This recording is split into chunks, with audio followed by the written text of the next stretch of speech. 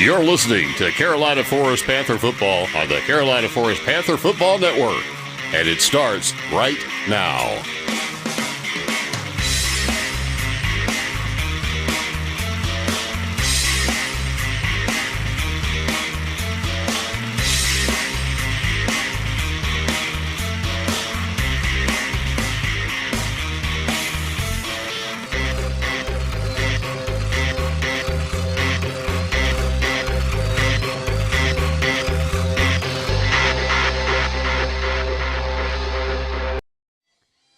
It's the rematch to end it all as the Panthers get ready to take on the Summerville Green Wave in what looks to be a big matchup here in the quarterfinals of the SEHSL playoffs. My name is Brandon Biskobing. I'll be bringing you all the action tonight, and joining me as usual, Preston Payne. And Preston, yeah, this is a big one, especially considering what happened in the beginning of the season. Well, what's funny is you say it's a big one. We're in the third round of the SEHSL playoffs. Like, of course it's a big one. Yeah. But no, of course. I get what you're saying. Yeah. Summerville coming back to Carolina Forest after, in August, they played one-score game, really close game, went down to the wire.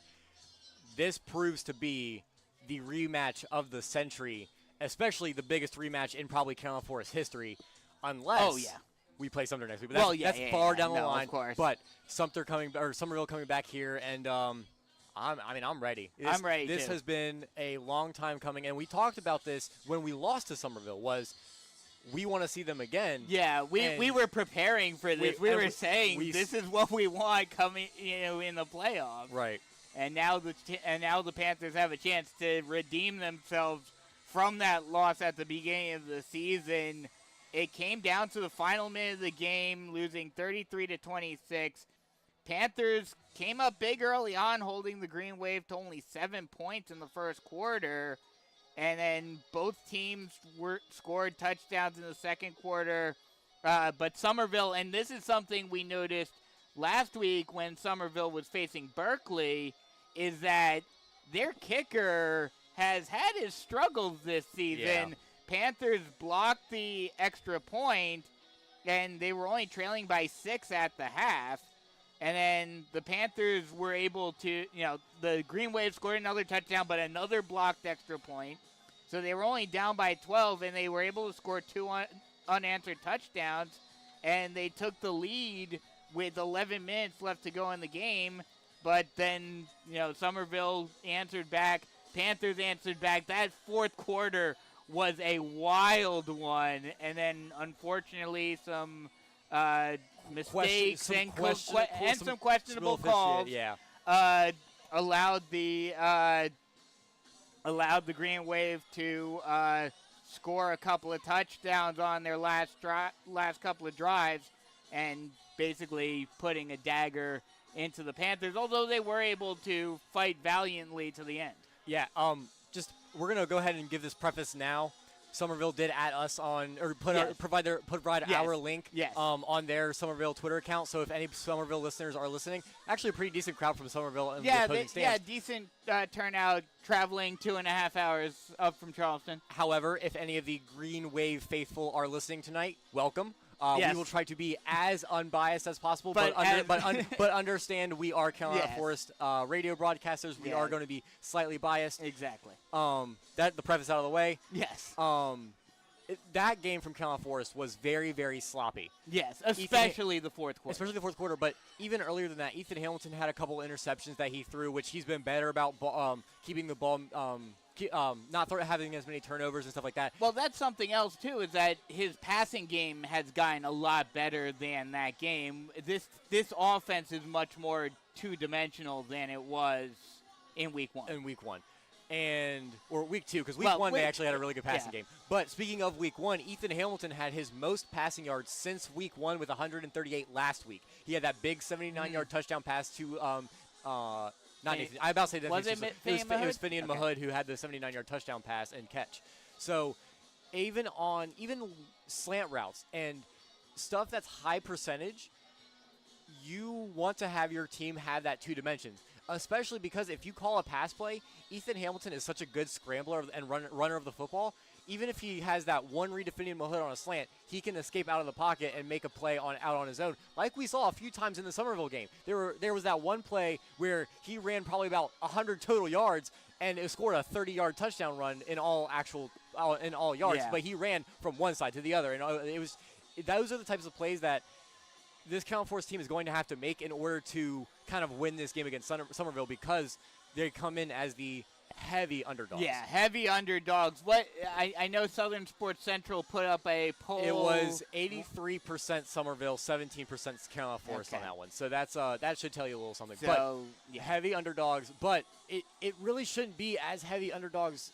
No, especially after the game in week 1. Only winning by one score, it's still a win. Yeah. But if this were Fort Dorchester, Summerville, and Fort Dorchester lost to them by 7, it would not be that much of a disparity. No. And it also probably has something to do with the record and the 9-3 record. But like we talked about throughout the season, those 3 losses all are by a combined. See, let me do some quick math here. All those teams are really good. 16 points. 16 points. A combined 16 points. And of those 16 points, you probably get 3 plays that you're really like. If those 3 plays across the 3 games go a different way, the Christopher Livingston. So Carolina Forest was driving with a touchdown lead late in that game. Yeah. And instead of scoring a touchdown, Livingston fumbles on the 1-yard line. Yeah. I think Livingston has grown a lot from that play and from that game. Definitely. He's had a 210-yard game after that.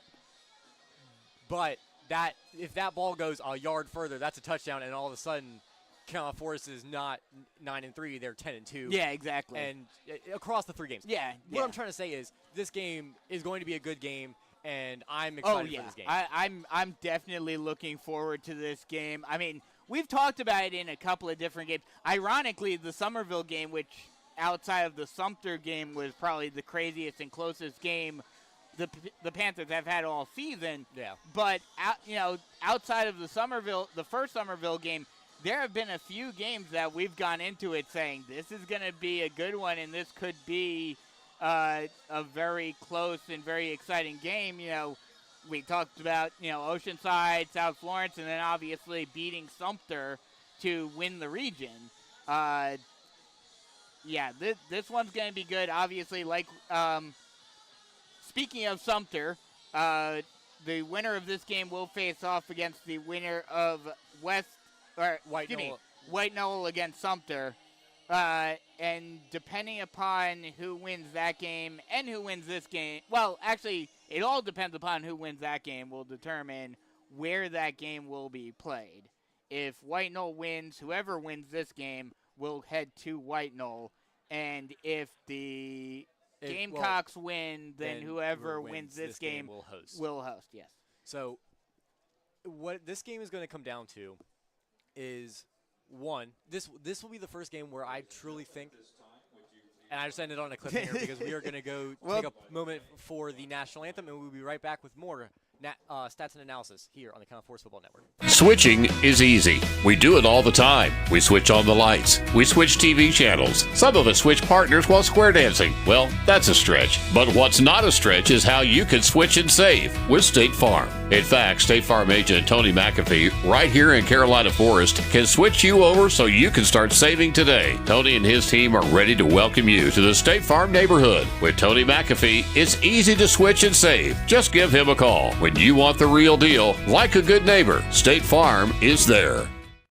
Comfort Dog Grooming Salon has been part of the Carolina Forest community pet grooming needs with quality and loving care for your pets for over 15 years. Large, medium, or small, they groom them all. They've always accepted new clients, and rebooking is easy. With 31 years experience with their staff, they're up to date on techniques and safety standards for all breeds, and the medical distance are no problem. They're active in your community with youth sports and lending a helping hand. Call them to be a part of the family with your furry friend. 843-903-4554 or at comfortdogsalon.com, or just stop by with your furry friend at 4006 Postal Way, Myrtle Beach.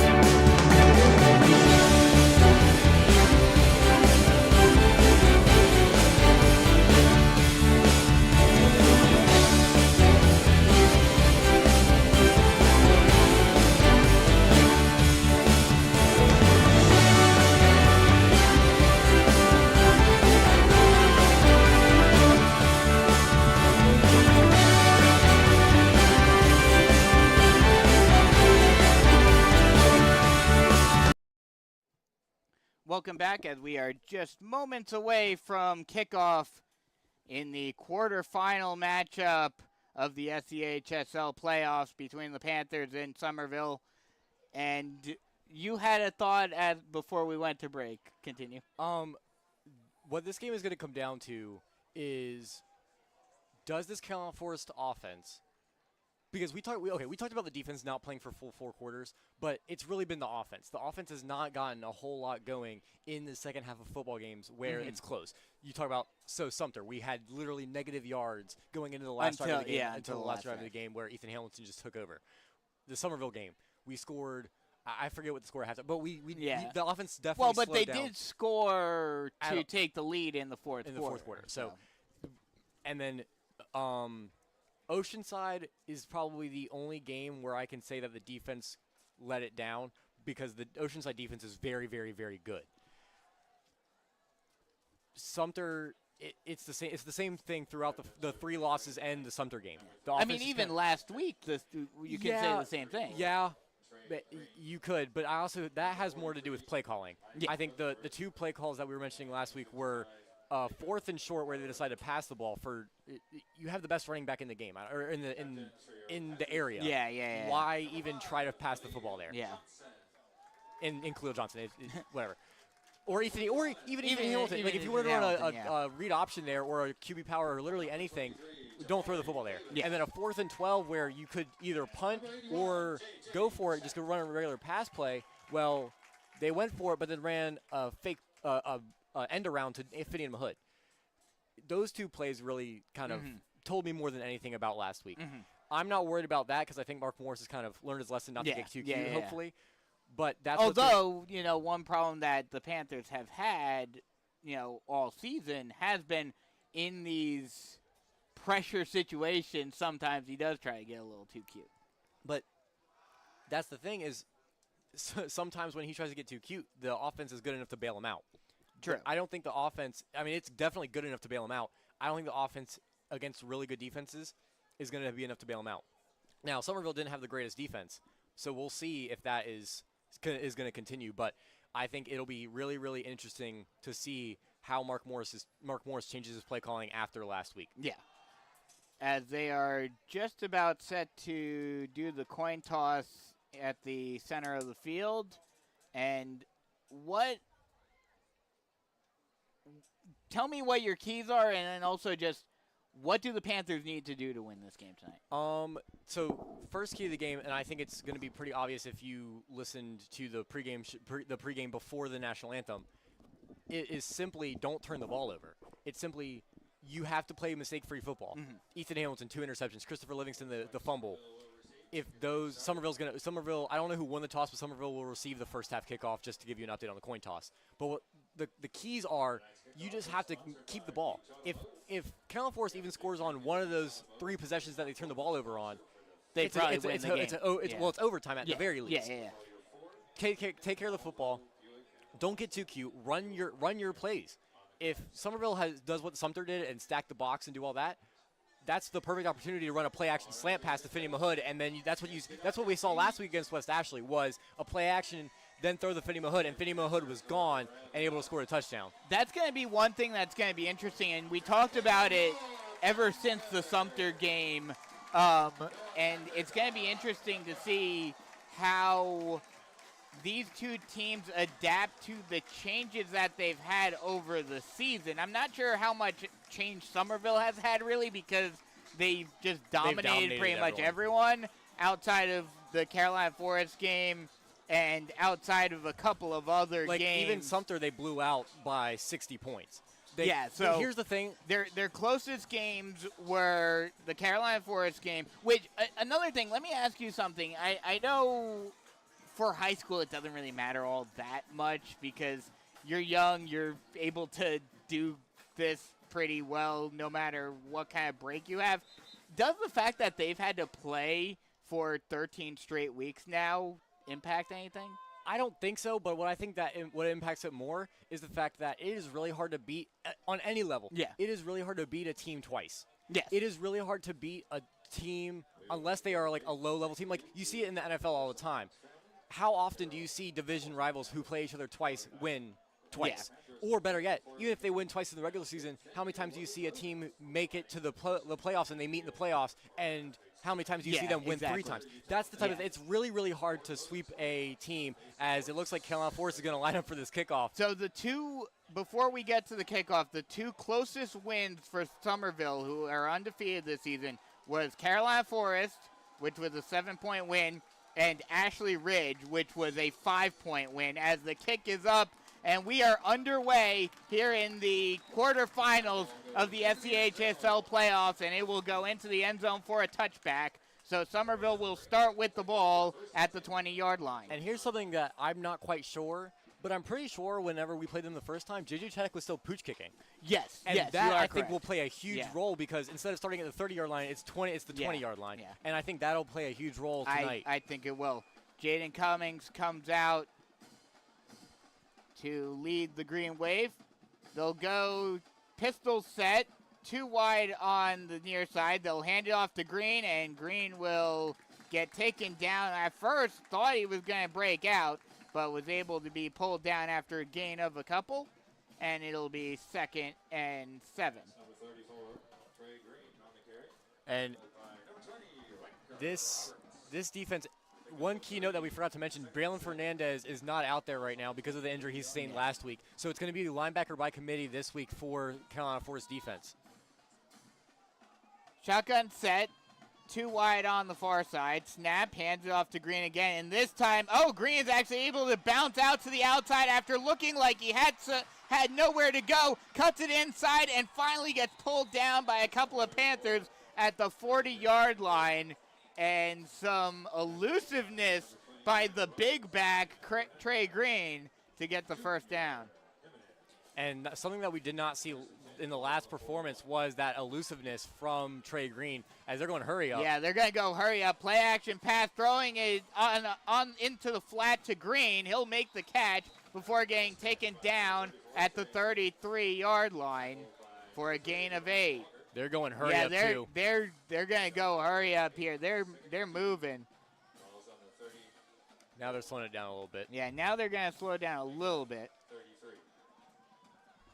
They'll go, for a second I thought they were going to go Wildcat, but they decided not to. Instead, they go 2-back set with Yannick Smith, the wide receiver, and now a timeout is called by Summerville. That could be a big decision early on in this game if it gets crazy at the end of the half. It could, and as a head coach, you never want to have to use a timeout in the first 2 minutes of a football game.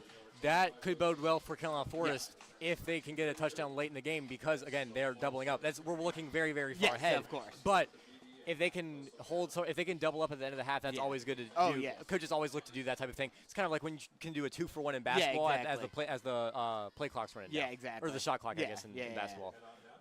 But one thing to take into consideration, although right now it doesn't look like it matters anyway, but at first it looked like we might get some rain tonight, and that might have helped the Panthers out with them not having to rely on the passing game quite as much. But Summerville, Trey Green showing us that he can run it too. Yeah, and that first run with the lack of tackling, that shouldn't be what we see from here on out. Double shotgun set. Now they'll actually motion Smith out to the far side. Trips on the far side. They'll throw it, and he'll make the catch, but nowhere to go. He'll get taken down at the 33-yard line. They will say he just got back to the line of scrimmage, didn't even get any yards, and it'll be 3rd and 2. Charles McCray must have watched film this week, because that was a great read by Charles McCray. He came out from that slot position and made that tackle on the tunnel screen. Shotgun set, pistol set, 2 wide on either side.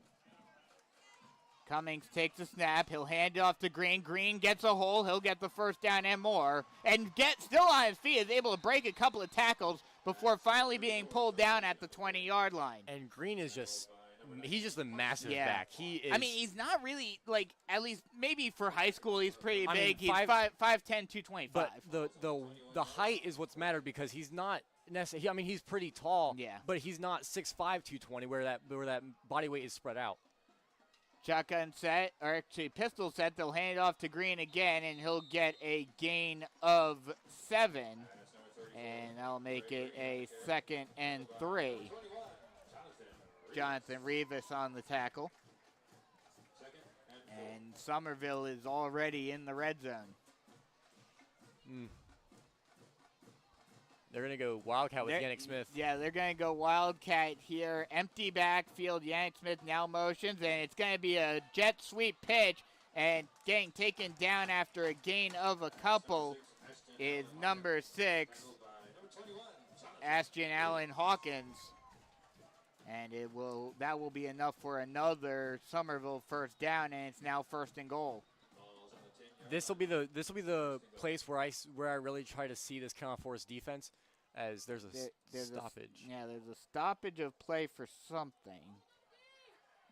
I think they're seeing if it's going to be 1st and 10 instead of 1st and goal. Yes, okay. I think it's a little longer than it's a little longer than 1st and goal. Yeah, it's just outside of the 10-yard line, so they will say it's 1st and 10. But what I was going to say is this game, this part of the field is where Carolina Forest has done really, really well. Yes. Now I have to see it against a really, really good Summerville team. Yeah. The one that really comes to my mind is the Socastee game where they stuffed them on the 1-yard line on a 4th and 1. Mm-hmm.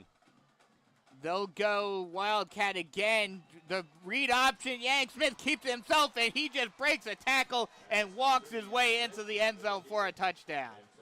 That's just way too easy. And that's something that the Panthers saw in the first matchup as well, was that Wildcat with Yannick Smith.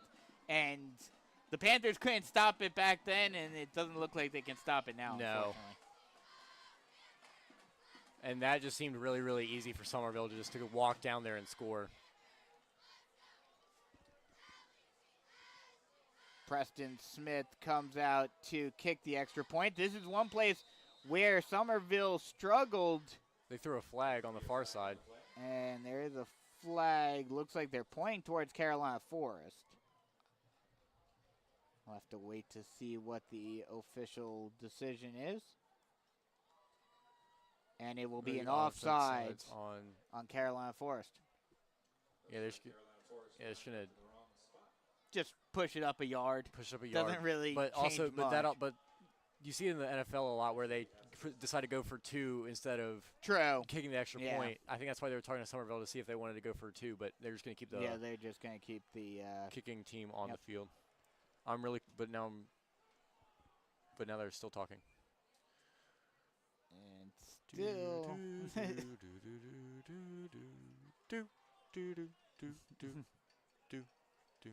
And another offside. No, decline. Decline. They have to give the update. Oh, okay. Summerville decided to decline it instead. So now we are set. The extra point is up and good. And with 8:45 left to go in the first quarter, Summerville gets on the board first.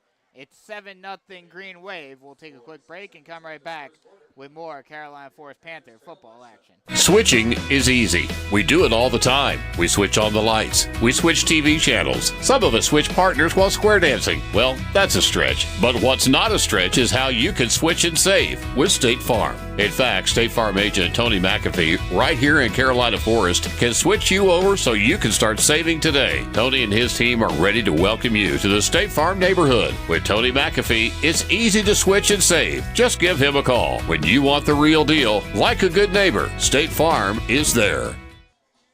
8:46 left to go in the first quarter with Summerville up 7-0. I believe they took the penalty on the kickoff. So that makes sense. Yeah, it's on the 40-yard. Yeah. The kick is from the 40. Well, it's normally from the 40. Oh, it's 30. Is it? I thought it was no, the 35. no, it's normally the 40.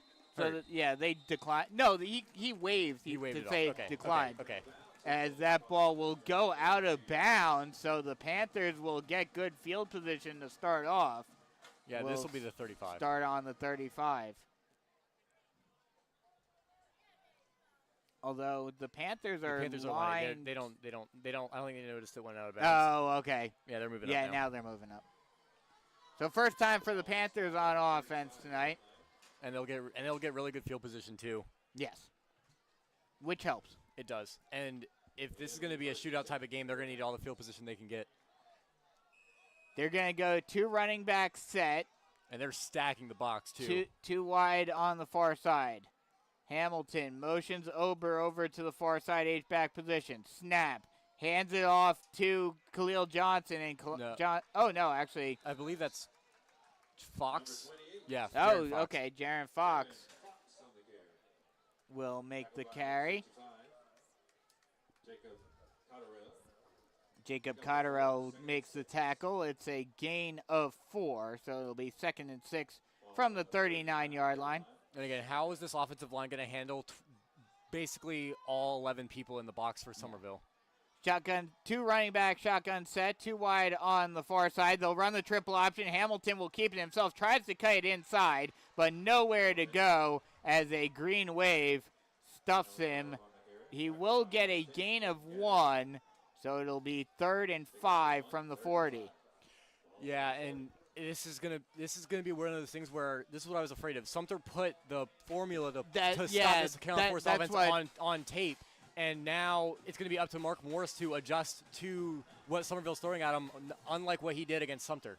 Yeah, that's what I was going to mention earlier. Shotgun set, 1 wide on either side. Hamilton takes a snap, play action, jet sweep. Hamilton has to step up into the pocket. He'll get the first down and get tackled down at the 48-yard line. And that's what we were talking about. He has the ability to go out and make plays, and even when it's a design pass play, he can step up in the pocket. And and I said this, if the defense isn't man like most high school most high school defenses are, they're not looking at the QB, they're looking at their man. So if everyone's focused on the man, that's when Ethan Hamilton can step up and run. And I thought there was a penalty for a second because the ref was motioning towards something. Oh yeah, there is a they're pushing the clock up. But that's something that I was going to mention earlier is, like you mentioned, we've been talking about for the last couple of weeks, as they'll hand it off to Khalil Johnson. Johnson's got a lane. He's gone. 20, and he'll get taken down at the 10-yard line. What a run by Khalil Johnson, and the offensive line sets up a really, really good hole for Khalil Johnson. What a 40-yard run by Khalil Johnson right there. What a run. Great job by Johnson finding the hole. But like I was saying, that's going to be the big question. Yes, the tape is on to show Summerville what they can do to stop this offense. But at the same time, the offense has become more dynamic and more multifaceted than it was during the Sumter game. So it's going to be a cat and mouse game, that's for sure, tonight. Shotgun set, 1 wide on either side. They'll hand it off to Johnson. Johnson tries to plow through the line, and he gets in. He gets through the line just using those big bodies in front of him, getting into the end zone for a touchdown. And I'll tell you what, that was great. That showed really good ball carrier vision and patience by Khalil Johnson. He didn't get that initial cut like he normally does. He had to wait for the offensive line to push through, and it was the center for Carolina Forest, Braxton Ratliff, he just kind of finally fell forward and was able to give Khalil Johnson a little bit of running room. J.J. Chaddick comes out to kick the extra point. It is up and good. And with 6:48 left to go in the first quarter, it's all knotted up at 7. Looks like we may have a shootout tonight. I wouldn't say that yet, but both of these offenses have been very fun to watch thus far. Yes, they have. So now that the Panthers defense has seen what Summerville can do, and obviously they saw what they could do back in August, but what do you do to stop this dynamic running game? There's not a whole lot you really can do in terms of you can't do what Summerville's defense did against Carolina Forest and stack the box because of Yannick Smith on the outside and Cummings' ability to throw the football. Although you can do that if they're running the Wildcat. But Yannick Smith is a very, very, very good football player. Hence why he's going to East Carolina. it is really hard to fully stop a player of that magnitude. So what I would do is I would just kind of shadow Yannick Smith, and outside of that, maybe double Yannick Smith on the outside in case they throw the ball, and then have Trey Brown just kind of contained with a good number of people in the box. I'd say probably 7 or 8 in the box. As J.J. Chack is going to kick it deep once again, and this one's going to go into the end zone for a touchback, and the 20-yard line is where the Green Wave will start out. So second drive for Summerville, looking to do the same exact thing as what they did on the first drive, where the Panthers had no answer for what the Green Wave were trying to do. They'll go shotgun set, 2 wide on the near side. Motions a man to the near side. They'll run a screen passing. Perfect play right there by the Panthers. And that was number 9, Xavion Wins. Xavion Wins making the tackle. And again, whenever the season ends, whether it be tonight, tomorrow, or next week, or the week after, I'll have my defensive MVP, offensive MVP. I might just pick the entire defense as the defensive MVP because everyone on that side of the ball has played phenomenally.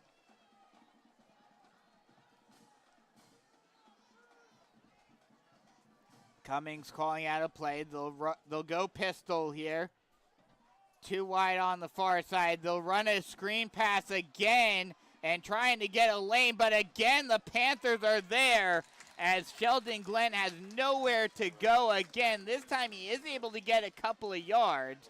They'll give him 5, but that will make it a 3rd and 5.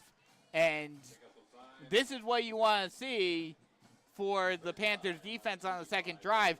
Yes, the Summerville Green Wave are doing some different things, and you have to wonder if it's not working, how long they're going to stick with this.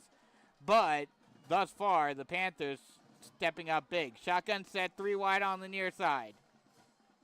Now the motion, play action pass, and now Cummings steps up into the pocket, and he'll slide down, and he will get enough for the first down. Getting taken down at the 33-yard line. And I really like that play from the Summerville offensive coaching staff.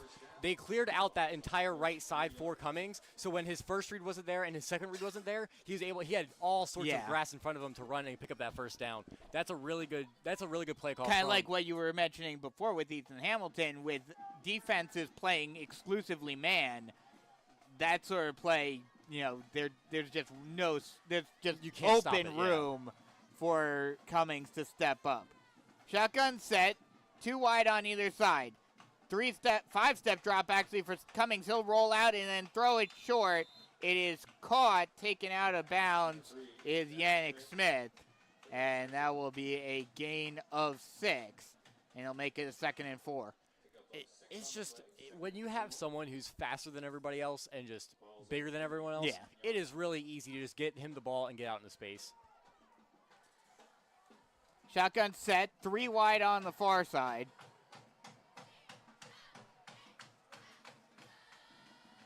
Cummings takes the snap, play action pass. No, it'll be a read option. He'll step forward and get a gain of a couple. Not quite enough for a first down, and it'll be 3rd and 1. Great tackle right there by Tyreek Livingston. If he doesn't wrap up right there, that's a first down, and it's 3rd and 1 now, but you never know what can happen on a 3rd and short type of play. Shotgun set, 2 wide on either side. Cummings calling out a play. They'll go shotgun. Motions a man to the H-back position. They'll hand it off, and getting the first down and more is Green. First down and like 2. Yeah. First down and 2 more. And he'll get pushed back at the 45-yard line. 7-all with 4 minutes left to go in the first quarter.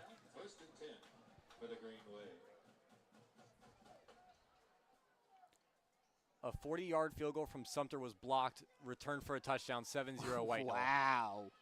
That's quite the Don't know play. how much time's left, but yeah, it's 7-0 White Knoll right now. They'll go shotgun set, 2 wide on either side, handing it off to Green again. Green's got a lane, and he'll get close to the first down. They'll say he got it, getting taken down at the 44-yard line. And like I said before, the passing game wasn't working, so now they're just going back to the run game that did work on the first drive, and it's working again. Yeah.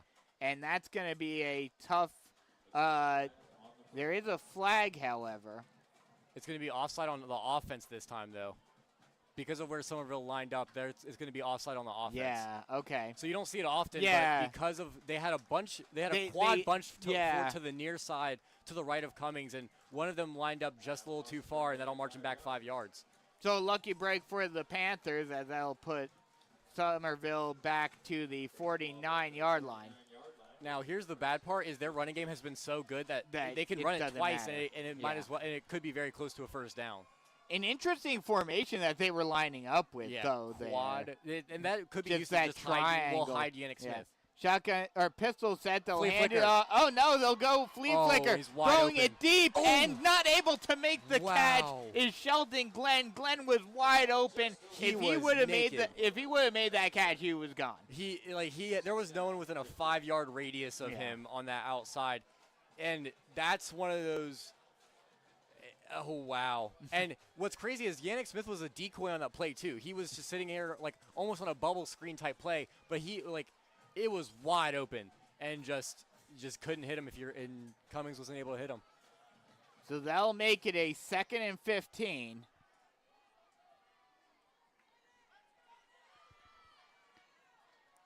They'll go shotgun set, 3 wide on the near side. They'll motion Smith over to the far side. Snap, 3-step drop, looking, stepping up into the pocket, getting some space, getting around, getting the first down and more before being pushed out of bounds at the 34-yard line. And that's the problem that the Panthers are having right now, is that this offense is so multidimensional. The run game is good. The passing game is good. The scrambling is good. Cummings can step up if he has no one.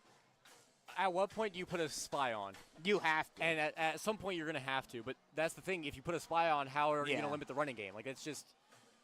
Shotgun set, 2 wide on the near side. They'll hand it off to Green. Green tries to find a hole. He does and gets taken down at the 22-yard line.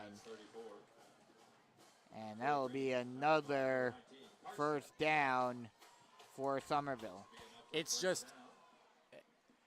there's so much that you have to account for in the Summerville exactly. offense, and it's why the wide receiver on that play, number 11, Sheldon Glenn, was wide open, because you're so focused on everyone else. They're going to line up in Wildcat again. They're going to go empty Wildcat. They'll run a fake jet sweep.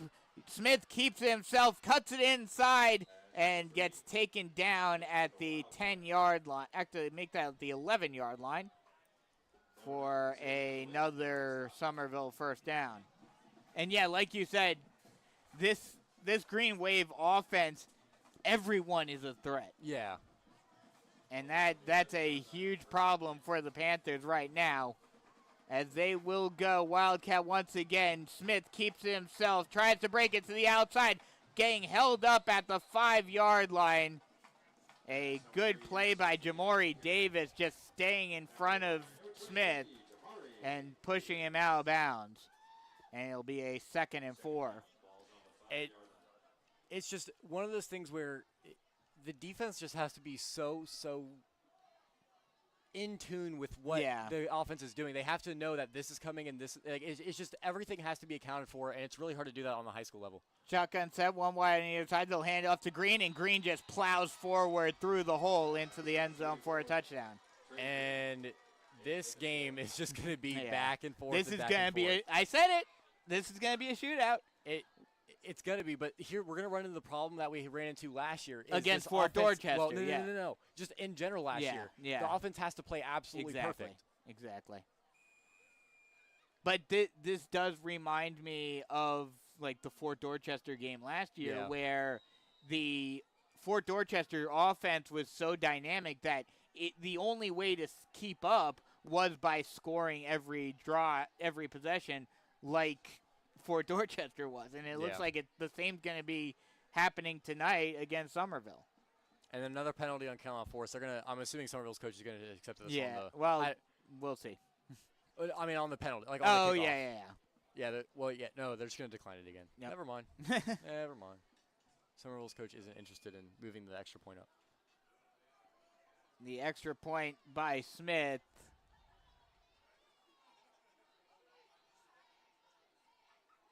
Is up and good. And with 1:39 left to go in the first quarter, it is 14-7 Summerville. And, right now, it's just unfortunately, it's going to have to – the Panthers are going to have to rely on the offense to keep them in this game and then maybe get a lucky break here and there. It's going to be one of those games. And you wonder how long this offense – well, here's the other thing is Summerville's offense has taken a lot longer on their two possessions than Carolina Forest did. That is Carolina true. Forest spent only about 2 minutes off the game clock. Summerville has taken about 9 minutes. Yeah, exactly. Now, whether that continues is yet to be seen, but this game could get really, really, really out of hand in terms of scoring really, really early. As the ball falls off of the tee.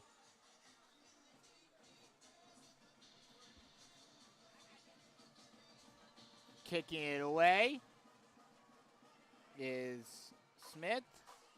And taking it at the 15-yard line and getting down to around the 30-yard line is Hay & Souls. And that's where the Panthers will start on offense on their second drive with 1:33 left to go in the first quarter. And not that it's mattered yet so far, as they're going to say it's the 32. 32, okay. 32. But the fact that the Panthers are getting the ball at the 35, 30-yard line instead of the 20-yard line like Summerville is, eventually it should make a difference eventually. They'll go shotgun set with 2 wide on the near side. Hamilton takes the snap, low snap, runs speed option. He keeps it himself, spins out of a tackle before getting wrangled down at the 41-yard line. And that'll be a gain of, actually they'll mark it down at the 42, and it'll be just enough for a Tony McAfee State Farm Carolina Forest first down. And this running game looks very, very good so far. Yeah. Now, is Summerville going to make an adjustment like Sumter did at the end in the second half of the Sumter game? Will that continue into Summerville? Shotgun set, 2 wide on the far side. Hamilton, low snap again, hands it off to Johnson. Johnson just tries to plow through the line, but he gets stood up after a gain of 2, and it'll be a 2nd and 8. Again, I have to go ahead and say this. It's not bad to only have 2 yards on an individual run. Yes. It is not.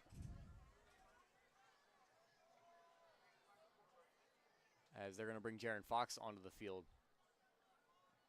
Looks like they're going to go 2 backs. Yep. So they'll go with the 2 running back set, 2 wide on the far side. Hamilton takes the snap, play action, pass actually, throwing it down the middle of the field on a slant route. Finian Mahood makes the catch before getting pulled down from behind at the 25-yard line. And that's exactly what I said. Finian Mahood was able to get out into space right there, and that's exactly what you want.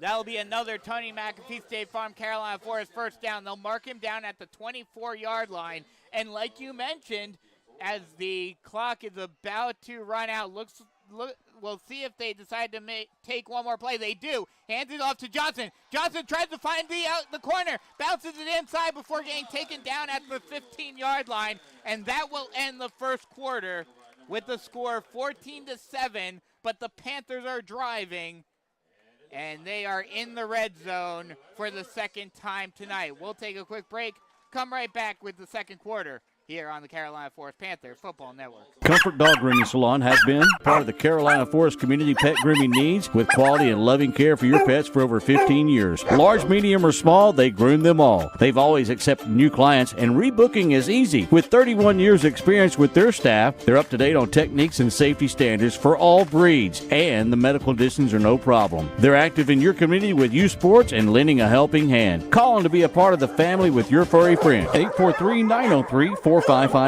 or at ComfortDogSalon.com. Or just stop by with your furry friend at 4006 Postal Way, Myrtle Beach. Start of the second quarter about to get underway, and the Panthers already in the red zone. And like you mentioned before, there's a difference in the offenses where the Summerville offense seems to be more methodical, moving the ball down the field slowly, using up a lot of clock, whereas the Panthers are go, go, go, and they're running through their drives in only a couple of minutes. Not that it's part of any conversation that we need to be having, but it seems as though the Lancaster storybook is coming to an end. Bruins at the end of one. I mean, it's South Florence. It's South Florence, but it's at the end of one, 14-0. South Florence is winning. But I mean, what a story! Lancaster being an at-large bid and only winning one game this season, and yet winning 2 games in the playoff. As the low snap hands it off to Khalil Johnson. Khalil Johnson finds a little bit of a lane and falls forward to the 8-yard line, just short, a few yards short of the line to gain. They'll mark him down at the 9, and it'll be 2nd and 5. And Summerville's defense, I think, has maybe gotten slightly worse than I remember. It's slightly worse than I remember. Shotgun set, 2 wide on the near side. Low snap. Hamilton keeps himself, finds a lane in the inside, and falls forward into the end zone for a touchdown. A 9-yard touchdown run from Ethan Hamilton. And I'll tell you what, this rushing game has just been absolutely dominant. It got aided by the 32-yard passing play from Ethan Hamilton to Finney Mahood, but this running game is absolutely dominating. Absolutely. I think now you can agree that this is going to be a shootout. It's going to be a shootout. Because every drive thus far has resulted in a touchdown. J.J. Chaddick comes out to kick the extra point. And, it go off the outright? No, it went straight in. Oh, okay. I thought for a second I saw it ricochet a little bit, but it goes in. And with 11:21 left to go in the first half, it's all tied up at 14. And you know what I think the defense needs? A turnover. If they can force a turnover in a shootout game like this, that could be the deciding factor. It would be huge, yeah. Especially because, again, you get the ball at the start of the second half. But it would be massive. That's actually a good point, what you said right there. That could be the deciding factor in this game. Because if the Panthers are able to either, obviously if they can't stop Summerville's offense, the best they can hope for is tying it. Mm-hmm. But if they can tie it up at the end of the half, before the end of the half, and get the ball back, there's your opportunity to take the lead. Yeah, it would be massive if they can force it, even a punt. Yeah. Even a punt at this point of the game, with how good these two offenses have been playing, it would be huge. Yes. This might be a first person to get a stop type of game. Yeah, this is I can already tell you that this is already turning out to be one of those first team to get a stop is probably going to win the game. And JJ's going to pooch this one. Wow, surprising that he pooches it. It bounces over the head. Oh, wow. And the Panthers are able to put the Green Wave deep in their own territory as the Green Wave is tackled at the 5-yard line. They'll actually mark him at the 7, but still pretty deep field position. 93-yard field ahead of Summerville. And this would be where, if I'm the defensive coordinator, I'm pinning my ears back. Yes. They're going to at least run the ball on first down to try to get a little bit of room. I am pinning my ears back and saying, if you want to maybe throw a play-action pass, go right ahead. Take that risk. How many do you send? I send at least 7. I say you run a zero blitz and have belief in your your corners. They'll hand it off to Smith. Smith spins out of a tackle and gets taken down at the 14-yard line.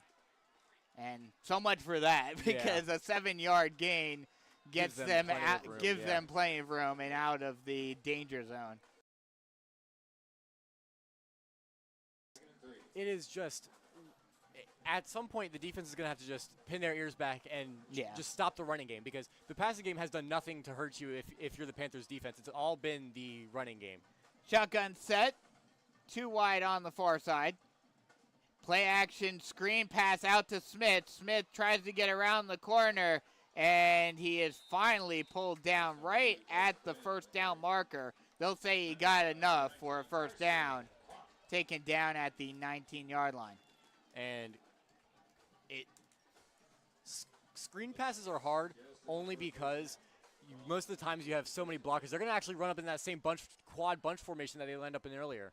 So they'll go bunch quad. It's a screen pass out to Smith, and he gets pulled down hard at the line of scrimmage. Ronnie. Oh, Ronnie Walker. Yeah, right. It was Ronnie Walker. Yeah. What a play.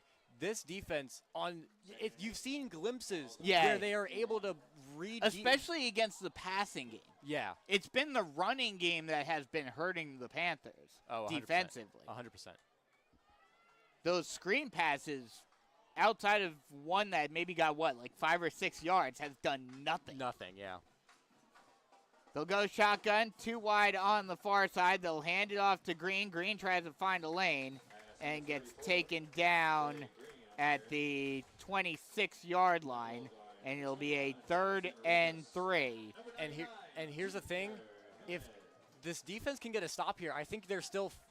It's still a long enough way away where Summerville is not going to take the risk to go for it. Yeah. So again, getting off the field on 3rd down, where the Panthers have really been good at. The problem, though, is that the Panthers haven't been able to get into their ideal 3rd downs, which is 3rd and long. True. They'll go pistol, 2 wide on the near side. They'll hand it off to Green. Green just gets a wide open lane and gets taken down at the 35-yard line for a first down. They'll mark it down at the 36. I know the Panthers don't do it, but what I would do is I would adjust to a 4-3. I'd bring one of your linebackers down. What they're doing is they're just splitting Tyreek Livingston. Wherever Livingston's lining up, he's lining up on the D tackle position. Whatever side he's playing, they're going to split the other side and get a wide open hole. That's what the Summerville's offense is doing. It's not hard to stop. You just have to add another lineman. Shotgun set, 2 wide on the far side. They'll hand it off to Green again, and Green gets a wide open lane and gets taken down at the 45-yard line. That'll be a gain of 9 for Green. It'll be 2nd and 1. 2nd in inches, actually. Yeah, it's not. They're not running anything crazy. Yeah. It's literally just halfback dive every time. I mean, having a big back like Green, though, does help. It does help, but you can help yourself by giving Livingston a little bit of help by adding another linebacker or on the outside or another D end on the outside. Or just push the 2 linebackers up to fill those gaps. Yeah. Shotgun set, 2 wide on the far side. Play action pass. Oh, my God. Oh, no, caught by Yannick Smith. Actually, it's number – I couldn't see what number that was. 22. That's 22. Keyshawn Washington is able to make the catch. He bobbled it a bunch of times, too. Yeah, he bobbled it, but was able to compose himself and make the catch, and he had no one in front of him and was able to get into the end zone for the touchdown. It's going to be one of those nights. Yeah. It's just going to be one of those nights where the ball bounces every which way. It seems as though the offense offense on both sides is just going to get whatever they want. The extra point is up and good. Good, barely. And with 8 minutes left to go in the second quarter, Summerville retakes the lead for the 3rd time tonight, 21-14. We'll take a quick break, come right back with more Carolina Forest Panther football action. Switching is easy. We do it all the time. We switch on the lights. We switch TV channels. Some of us switch partners while square dancing. Well, that's a stretch. But what's not a stretch is how you can switch and save with State Farm. In fact, State Farm agent Tony McAfee, right here in Carolina Forest, can switch you over so you can start saving today. Tony and his team are ready to welcome you to the State Farm neighborhood. With Tony McAfee, it's easy to switch and save. Just give him a call. When you want the real deal, like a good neighbor, State Farm is there. I thought this was the South, not the West Coast. Not the Pac-12? No. We don't play defense. This feels like the Washington USC game a couple of weeks ago. Yeah. Gaffney, Dutch Fork, and the Upstate tied at 7 at the end of 1. Just for an update. As the kick is up, pooched high, and it'll be fielded at the 12-yard line, brought out, and he'll make a couple moves, but will get walloped at the 21-yard line by a huge wave. Tsunami? A tsunami, if you will. Quavius drawn on the return. So Panthers come back out on offense trying to continue this hot streak, and basically in this game you're going to need to. You're going to need to. You're going to need to score on every possession, or else that could be the end of the game. Right. And it's crazy we're talking about the end of the game with 7:57 left to go in the first half. They'll go 2 running back set, 2 wide on the near side. Hamilton motions Ober into the H-back position on the near side. Low snap. They'll run the triple option. Hamilton keeps himself. He's got a lane, and it gets tripped up at the 26-yard line. Good thing he's okay. He got his legs taken out from underneath him on that one, but a good run by Ethan Hamilton. That's exactly how you want to run the triple option. Exactly. And he's been wide open on the triple option every single time they've run it. There's no one guarding the QB on that triple option, and I think it's because of how good this Panthers running game is with the running backs. Khalil Johnson able to suck in the linebackers and Ethan Hamilton allows to get to the outside, or Jaron Fox in this case. They'll go 2 running back set once again, 2 wide on the far side. Motions over into the far side H-back position. They'll hand it. Oh, no, Hamilton keeps it himself, but this time the wave is there, and a tsunami pushes Hamilton back after a loss of 1. That's what we like to call the broadcaster's jinx, because I said that it hadn't been stopped yet, and then they go ahead and stop it. Yep. So that'll make it a 3rd and 4. And, Summerville just had the triple option read perfectly on that one. 20-8, South Florence versus Lancaster now, just for poops and laughs. Yeah. Shotgun set, 1 wide on either side. Hamilton takes a snap, play action, or read option, and Hamilton gets taken down just short of the first down marker at the 29-yard line, and you got to go for it. Yeah, you got to go for it. It's 4th and 1. Now, if they run a pass play here, I will do some very, very bad things. Shotgun set, and a timeout is called by Summerville. That's their 2nd timeout already in the half, with 6:07 left to go in the half.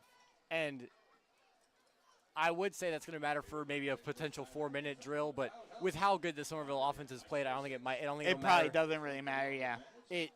You have to get points on this drive, and especially if you can double up, especially if you can run all this time off the clock. If you're Carolina Forest, it would be huge. Yeah. If I'm Mark Morris, this decision to go for it is 2-pronged. One, it's because you got to score. You got to score to keep. You got to keep on scoring. But this also might send a message to the defense and say, hey, look, I believe in you guys. I don't mind going for it deep in my own territory to keep up with this in the scoring. I think this sends a message, a 2-pronged message, saying that Mark Morris still believes in his defense. But does it Yes, it does. And because how many coaches, if they don't have a good defense, are looking at, okay, better yet, take the Los Angeles Chargers versus Detroit Lions game last week. Dan Campbell had the ball in his own 30-yard line, but had a chance to milk the game away, and go for it and win the game. And guess what he did? He went for it, he got it, and he got out of there. True. It shows that he trusts his defense and he trusts his offense to go out and make the play. They will go 2 running back set. Heavy, only 1 running back or 1 wide receiver on the near side. Hamilton looking over to the sideline for the play call. You got 11 seconds left on the play clock. Hamilton takes a snap, hands it off to Johnson, and Johnson will It'll depend on the spot. I don't know where I don't think he got it. Yeah, it doesn't look like he got it. Oh. And that could be huge. The game pretty much right there with 6 minutes left to go in the second quarter. Yeah. Again, I don't know if I agree with running Khalil Johnson up the middle there. Yeah. I wouldn't have done that, but I do like the decision to go for it. I mean, I think it was a triple option. That might have been just what Ethan Hamilton was seeing. Yeah, but I still don't think you put Khalil Johnson in that position to begin with. Yeah. But now it's got to be the defense. Defense has to get a stop here. Exactly. It's just simple. You got to get a stop at some point. They'll go shotgun set, 2 wide on the near side along with the H-back. Cummings takes the snap, play action pass, 2-step drop, looking down the middle of the field, now rolls out to his right, throws it up, away, and it goes out of bounds.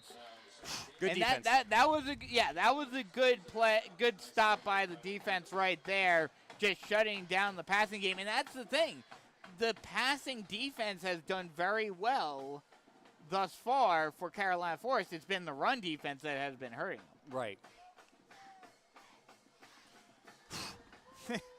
Yeah, this game is pressure filled already. Shotgun set. It's not Trey Green in the backfield though. That's something to note.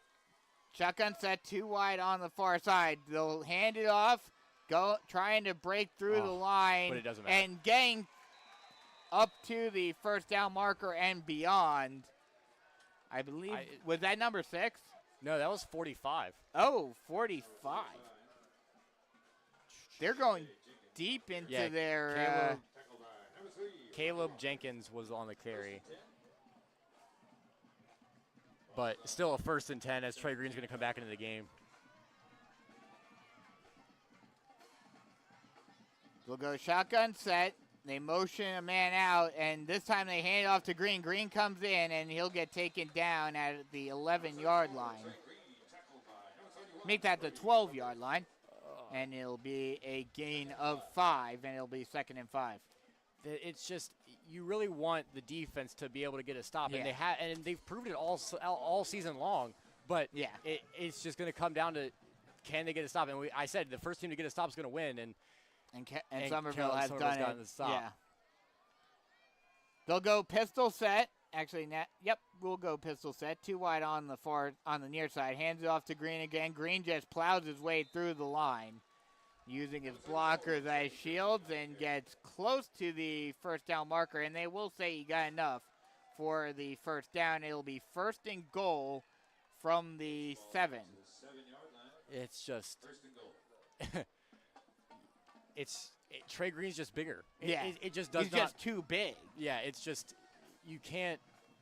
He's never going to get stopped by one tackle. It's not a whole lot you can do. And the problem too, like, okay, if this were a one-dimensional offense as they hand it off to Green again, Green just plows his way into the end zone for the touchdown.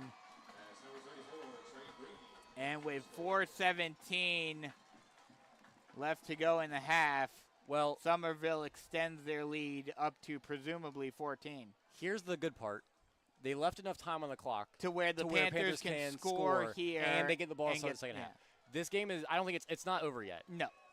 It was over under the presumption that Summerville was going to run out all the clock. They definitely did not do that. So, I mean, you figured they wouldn't, considering they started with the ball on the 30-yard line. Yeah.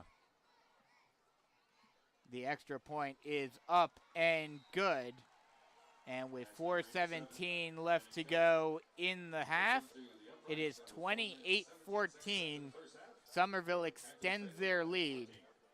We'll take a quick break and come right back with more Carolina Forest Panther football action. Comfort Dog Grooming Salon has been part of the Carolina Forest community pet grooming needs with quality and loving care for your pets for over 15 years. Large, medium, or small, they groom them all. They've always accepted new clients, and rebooking is easy. With 31 years experience with their staff, they're up to date on techniques and safety standards for all breeds, and the medical distance are no problem. They're active in your community with youth sports and lending a helping hand. Call them to be a part of the family with your furry friend. 843-903-4554 or at ComfortDogSalon.com. Or just stop by with your furry friend at 4006 Postal Way, Myrtle Beach.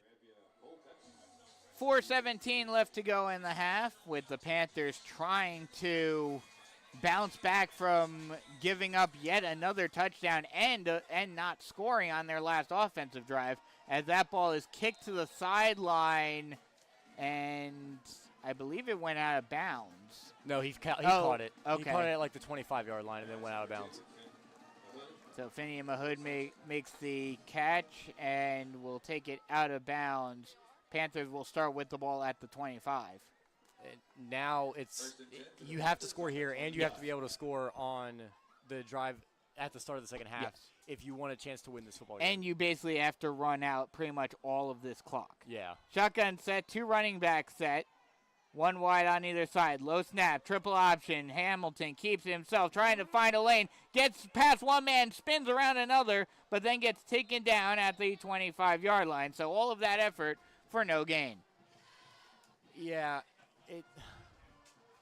Now is where I throw a play-action screen or a play-action slant pass. Mm-hmm. This is where I would do it. They're honing in on that triple option. Yeah. Was there a flag somewhere? Perhaps. Refs are discussing something. Yeah, they're going to throw a flag late. Okay. Refs are discussing something. What this penalty is. I think it's a dead ball foul, whatever it is. Yeah, I think so too, considering how late the flag came in.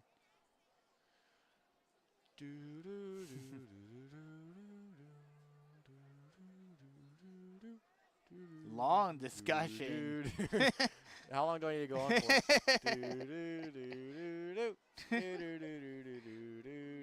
Oh, and now they're going to start playing it. And now they finally play it on the PA.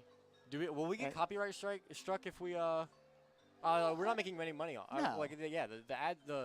The stream isn't playing any ads, so are we finally going to get a? It's going to be unsportsmanlike. No, he topped his head. It was an illegal man down. Oh. Oh, offsetting penalties. Okay. So that's actually good for the Panthers. Yeah. It'll be first down still. Yep. Okay. All of that discussion for an offsetting penalty. I love that. Well, that's probably why it was so long. Yeah. They're still talking about it. They're still trying to figure something out. I mean, this is the refs. I think one of them was an unsportsmanlike penalty, which is why, and they have to. Yeah. They have to know who it was on. But they're moving the ball back. Oh. I'm confused. Okay. If it was, this is like the first Summerville game. I'm really confused. If it's offsetting penalties, then it should just stay there. And the dead ball foul was on Summerville. Oh, the unsportsmanlike was on Summerville. I'm so confused. Okay, they're moving it back now. Okay. And now they're moving it forward. Okay. No, I think they're just putting it back to where it was. No, but they caught it at the 25. They gave him 2 extra yards. Okay. I don't know. I think the ref just forgot where the ball was placed. Hey, that's a lucky break for the Panthers. Maybe. 1st and 8? Okay, unsportsmanlike on Summerville. Okay. That's okay. We're good. Okay. Yeah, okay. It was something on Count Forest and then unsportsmanlike on Summerville. And now... Second down. Okay. How is it second down, though? I don't... It should be 1st and 10 instead of 2nd and 8. No? First down still? Okay, first and 8? 1st and 8, apparently. That was the weirdest sequence I've ever seen. First and 8. Yes. Okay, so we're back to action. Shotgun set, 2 wide on the near side. Hamilton, low snap, hands it off to Johnson, and Johnson plows through the line. He gets a lane. He gets taken down at the 50-yard line. Khalil Johnson finds the hole and gets a big gain for a Tony McAfee State Farm Carolina Forest first down. They'll actually mark him down at the 48-yard line. Maybe Khalil Johnson just needed a little bit of a break. That's why the refs were trying to help us out. Maybe Khalil Johnson a little bit of a break. Right there was a great run by Khalil Johnson. So it'll be 1st and 10 from the Carolina Forest 48. Shotgun set, 2 wide on the near side.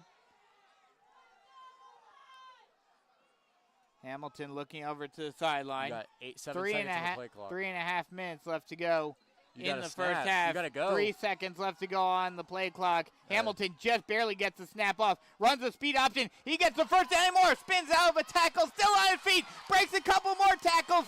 And finally, a tsunami of green wave take him down at the 29-yard line for another Tony McAfee State Farm Carolina Forest first down. Wow, what a run by Ethan Hamilton. That was, 3 or 4 broken tackles that he had? It was just 1, 2, 3, 4, and just spinning off of every defender that came at him. Make sure he's not a little dizzy. May need a little time to recompose himself there. Shotgun set, 2 wide on the far side. Hamilton, low snap, hands it off to Johnson. Johnson tries to find a lane, tries to bounce it out to the outside. He's still on his feet and will finally step out of bounds at around the 25-yard line. Nice job by Johnson, seeing that there was nothing inside and bouncing it out to the outside to get a few yards. They'll mark him out at the 26, so it'll be a gain of 3. It's 2nd and 7 for Carolina Forest.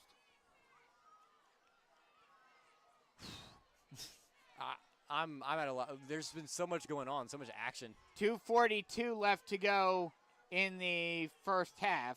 Shotgun set, 2 wide on the far side. Hamilton, low snap, and Hamilton has to keep it himself, and he'll get taken down for a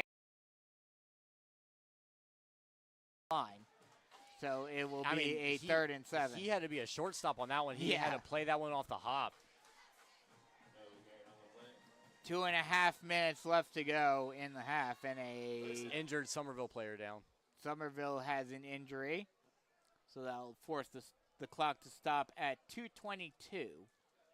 And while, especially after the 3 and out and having the Green Wave get the ball back at the Panther 30 and then scoring to extend the lead, it looked pretty bleak. But right now, if you can, obviously this 3rd and 8 is crucial right here. But if the Panthers can score and leave minimal time left on the clock, especially with Summerville only having 1 timeout, there is still the opportunity. Now you can't take the lead, which doesn't help, but you could tie the game back up. Well, here's the other thing: if they leave enough time on the clock, let's say they score in the next minute, and Summerville tries something with their passing game hasn't done a whole lot. That's true. That could be beneficial for Carolina Forest. Now it's just going to be, can Carolina Forest defense get a stop at the end of the half to give their ball back to the offense? And at what point and how much time would you need left for Mark Morris if you want to do something on offense? Yeah. Shotgun set, 1 wide on either side.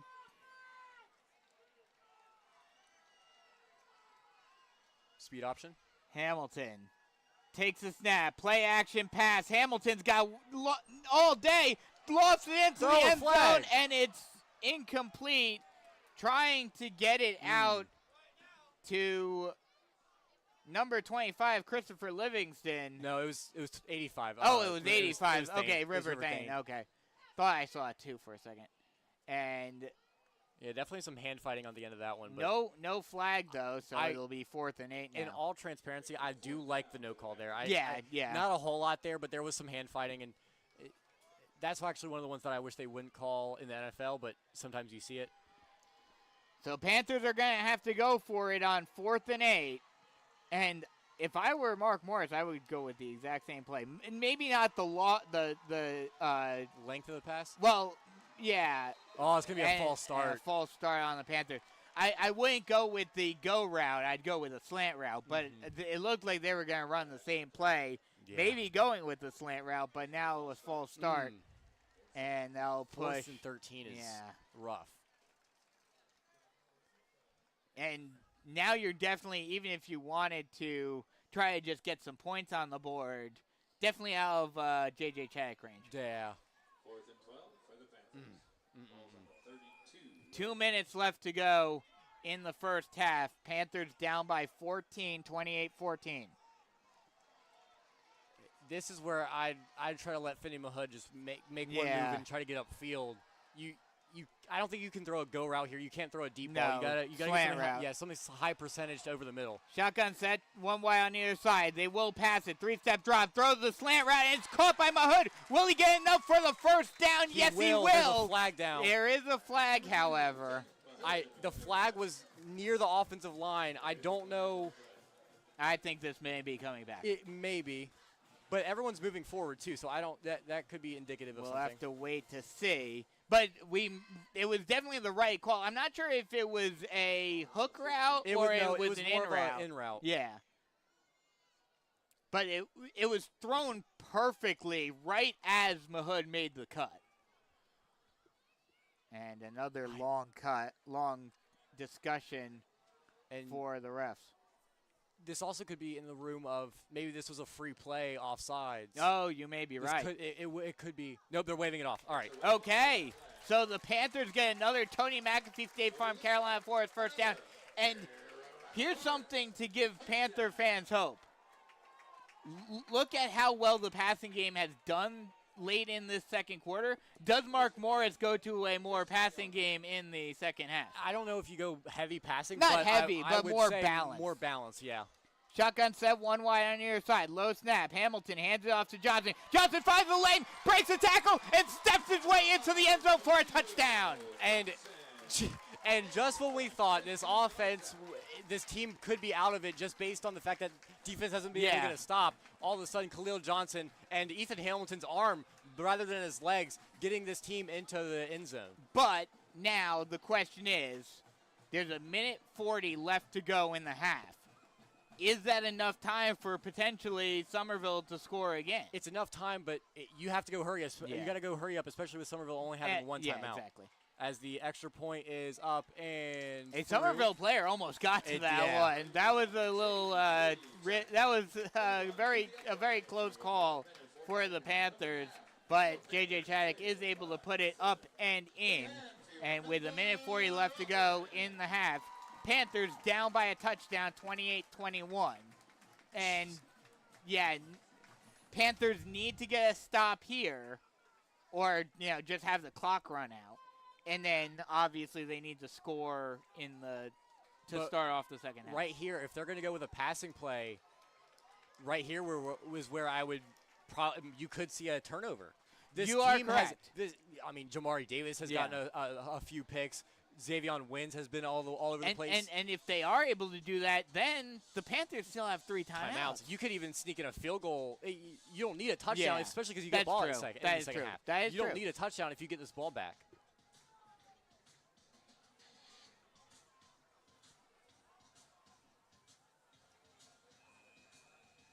J.J. Chaddock getting ready to kick it away.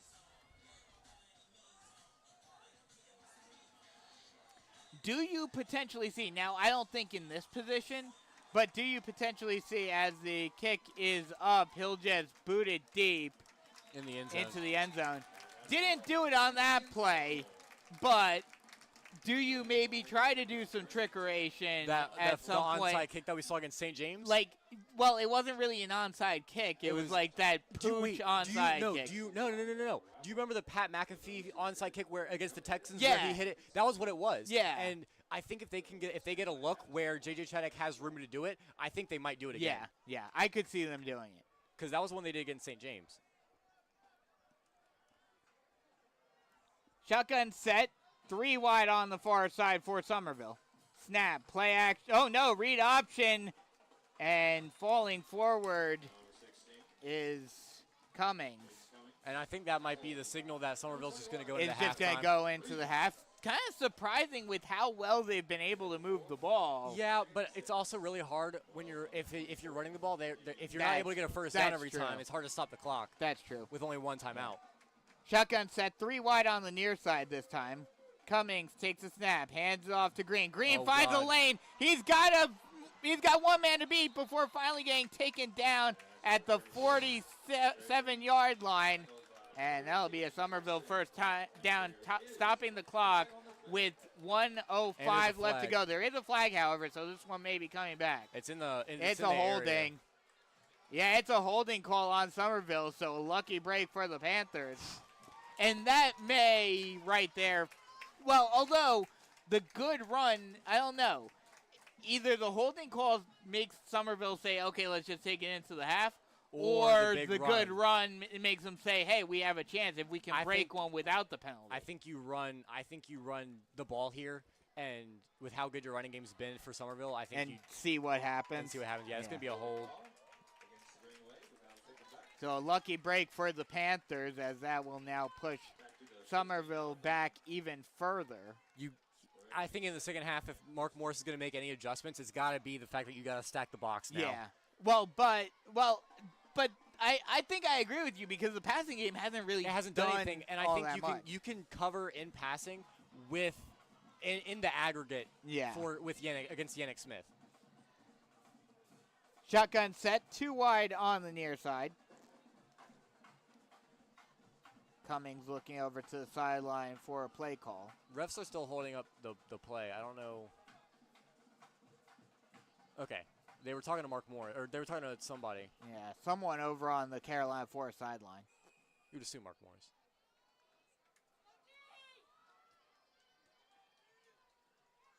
Cummings motions Yannick Smith. They'll hand it off to Green. Green tries to find a lane, but gets taken down. A good tackle. Carolina Forest is going to take a timeout here. Good tackle by Rivas, being right there and just pulling Green down. So before he was able to get to the second level. With Mark Morris taking a timeout here, do you think that that they're going to try to do something after this third down play? Does Mark Morris take another timeout to try to force something at the end of the half?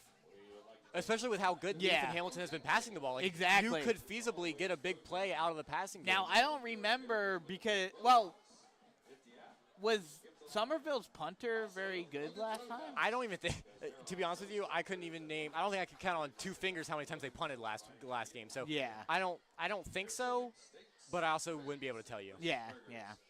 So I mean, if he's not, then you could potentially get some good field position.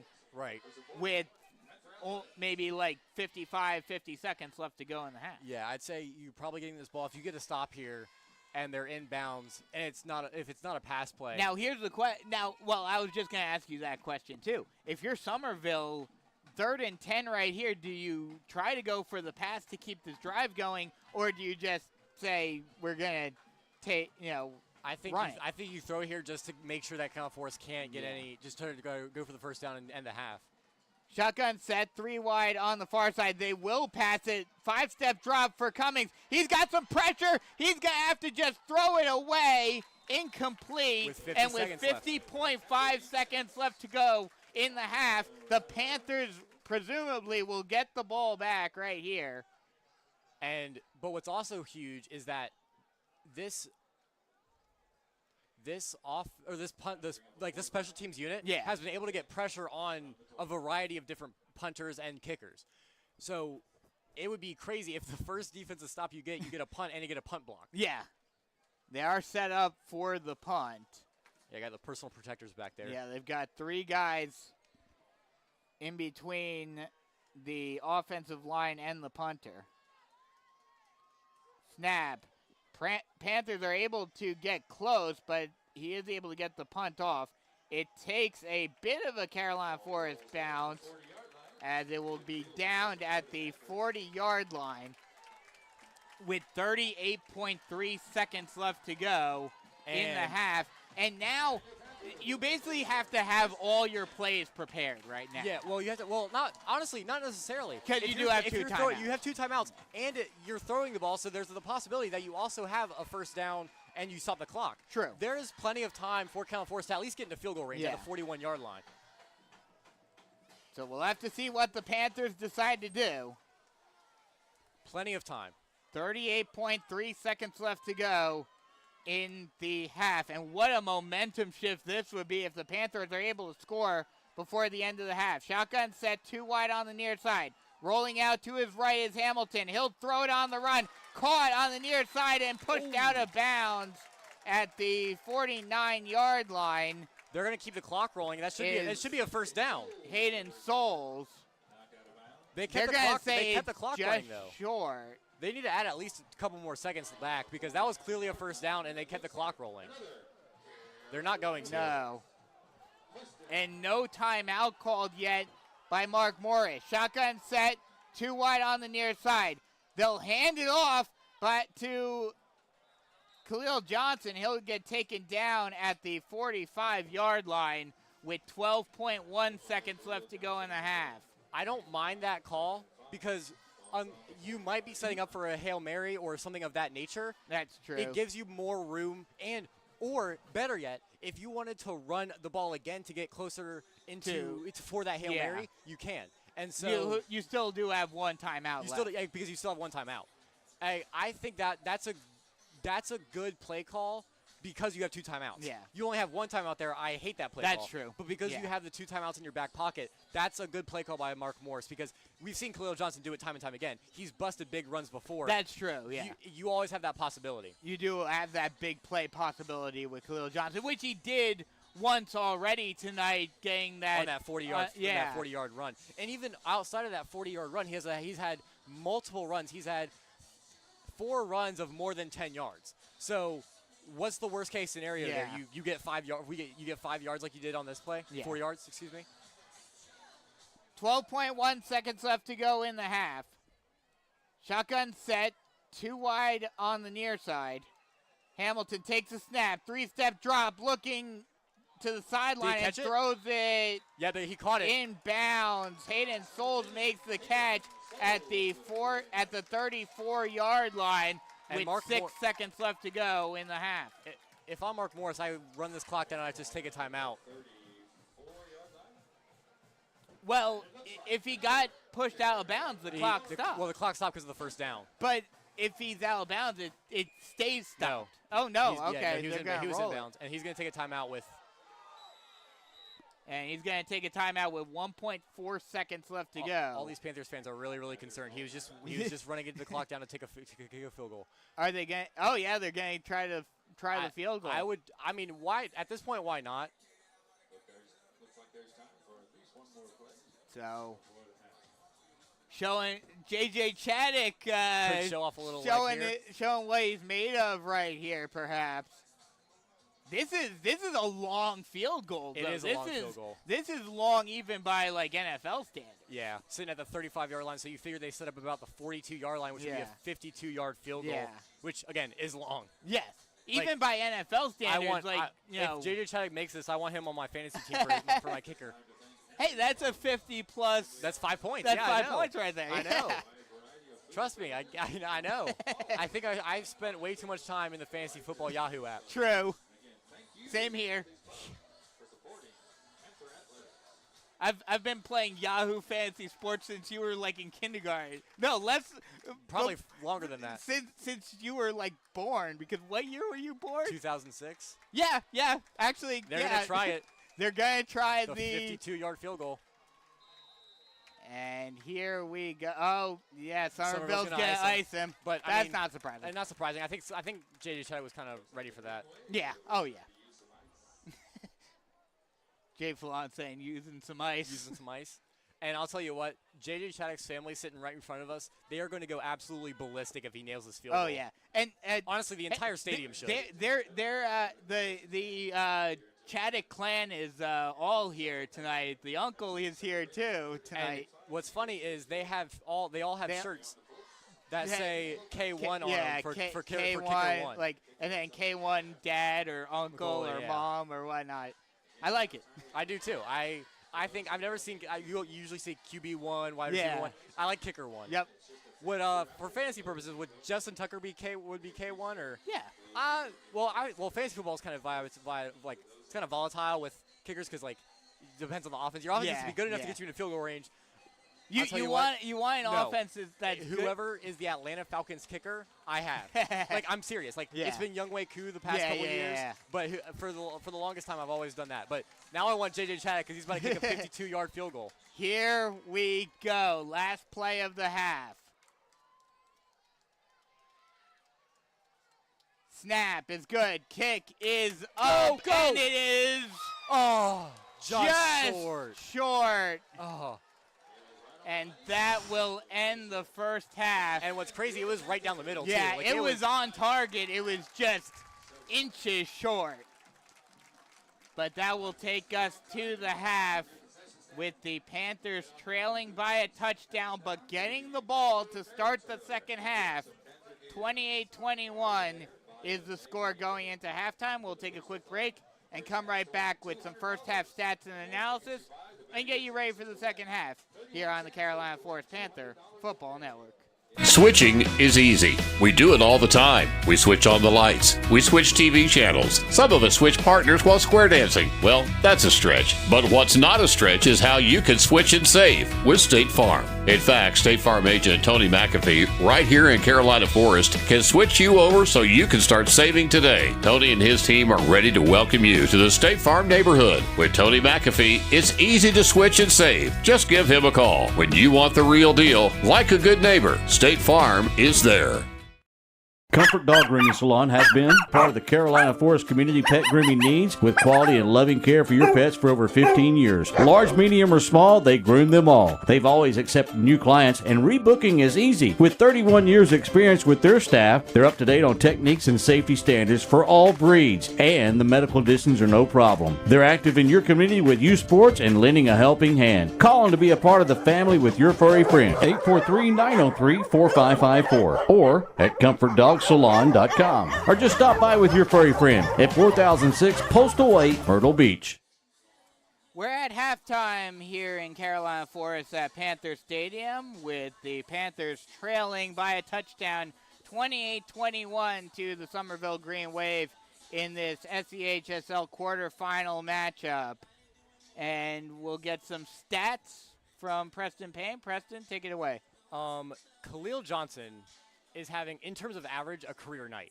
He's got 110 yards on 10 carries. That is absolutely ridiculous and really good efficiency. And what's even better, Ethan Hamilton being really, really efficient with the passing game, too. 73 yards on 4 catches, and he's got a 100% completion percentage. So 4 passes, 4 completions, 73 yards, and a couple of really big plays that kept drives alive for the Carolina Forest offense. Ethan Hamilton on his legs has 59 yards, 9 carries, and the 1 rushing touchdown. It's been a up and down quarter for the Panthers in general, but it's been really, really good for the efficiency-wise for the offense in general. Finney Mahood has 3 of those catches for 59 yards, and Finney Mahood has and Hayden Souls has the 1 catch for 14 yards at the end of the half that got them set up in for that end of half field goal. Their total offense, I'm assuming, is really dang good. I have 246 yards of offense for Carolina Forest in the first half. In the first half. But remember, they were up over 320 in the first half last week, and all of a sudden, they stalled out in the second half. That is true. Now, on the defensive side, it's been a whole lot, and we said this going into the game, it was going to have to be defense by committee, or linebacker by committee. Yeah. And so far it hasn't worked, but Jonathan Rivas is leading the team with 4 tackles at that linebacker spot. So kind of what we said, but not as good for the entire defense as we would like. Charles McCray and Xavion Wins both account for that tackle for loss, both on the screen passes. Like we said, screen passes are not as good as the last time we played Summerville. Yeah. They've been able to shut them down. Just a really good game for the offense, and defense leaves a lot to be desired. Yeah. Before we get into the second half and whatnot, any update on Sumter Whitenall? I am looking. So what's funny is because Summerville keeps their Twitter page updated quite often, I'm seeing a whole lot of updates for them, which is usually good, but now it's not because we're playing it. We're looking at it. Yeah. I will see if I can find an update from. While you're. It is 14-0 Whitenall. 14-0 Whitenall at the end of the half. Okay. So not a whole lot of offense in that game, but 14-0 as of right now Whitenall. So that game, I mean, Whitenall is beating Sumter by more points than Summerville is beating Carolina Forest. Right. So we'll go next level real quick. On the Panthers side, last week David Leggett rushed for 4 yards on 2 carries, caught a pass for 2 yards. This week Campbell is traveling to North Carolina A&T. Coastal travels to Army. East Carolina travels to Navy. And Wofford is hosting Furman. For Summerville, a few players, primarily from last year's team, at the next level now. Steve Simpkins, linebacker at Dartmouth. Michael Jenkins, defensive back over at ETSU. And the other defensive back, the other cornerback, Keith Elmore. Actually, I believe he played safety last year for Summerville at Presbyterian. Now, Jonathan Bennett, quarterback over at Liberty, and Adam McCanna, sophomore at Rhode Island, offensive lineman. And one at the NFL level, Zach Bailey with the Los Angeles Chargers. This week, Presbyterian hosting San Diego, while Wofford didn't update that. Presbyterian, I believe, is playing. I'm not sure who they're playing. While you look at that, I just want to give you something. Okay. In the first Summerville game in August. Okay. I want you to guess. I don't know if I told you pregame, but I want you to guess how many passing yards Ethan Hamilton had in that game. He had. Well, I'll give you this. He had 10 attempts. 10 attempts. Say 50. Lower. 20. Lower. 10. Still lower. 5. 9. It's 9. Okay. He had 9 passing yards on 1 of 10 passing. Wow. That just goes to show you how much growth in this. Well, happened. I mean, that's what we were talking about during the pregame, is that the offense for the Panthers had become much more multidimensional than they were when they played last time. And what's crazy is Summerville has almost already scored as many points as they did last time. They had 33 points the first meeting, 28 this meeting. But same could be said for Carolina Force, as they have 21 in this meeting, and they have 26 in the first one, 21 now. Yeah. It's going to be really interesting. There's not a whole lot you can really do. I mean, you sit there and the offense plays tremendously. The defense gets a stop at the end of the half to give your offense a chance to get points before the half. You get the ball. It's literally going to be, can Carolina Forest defense get one stop and give this team the lead? This week, Dartmouth is traveling to Brown. ETSU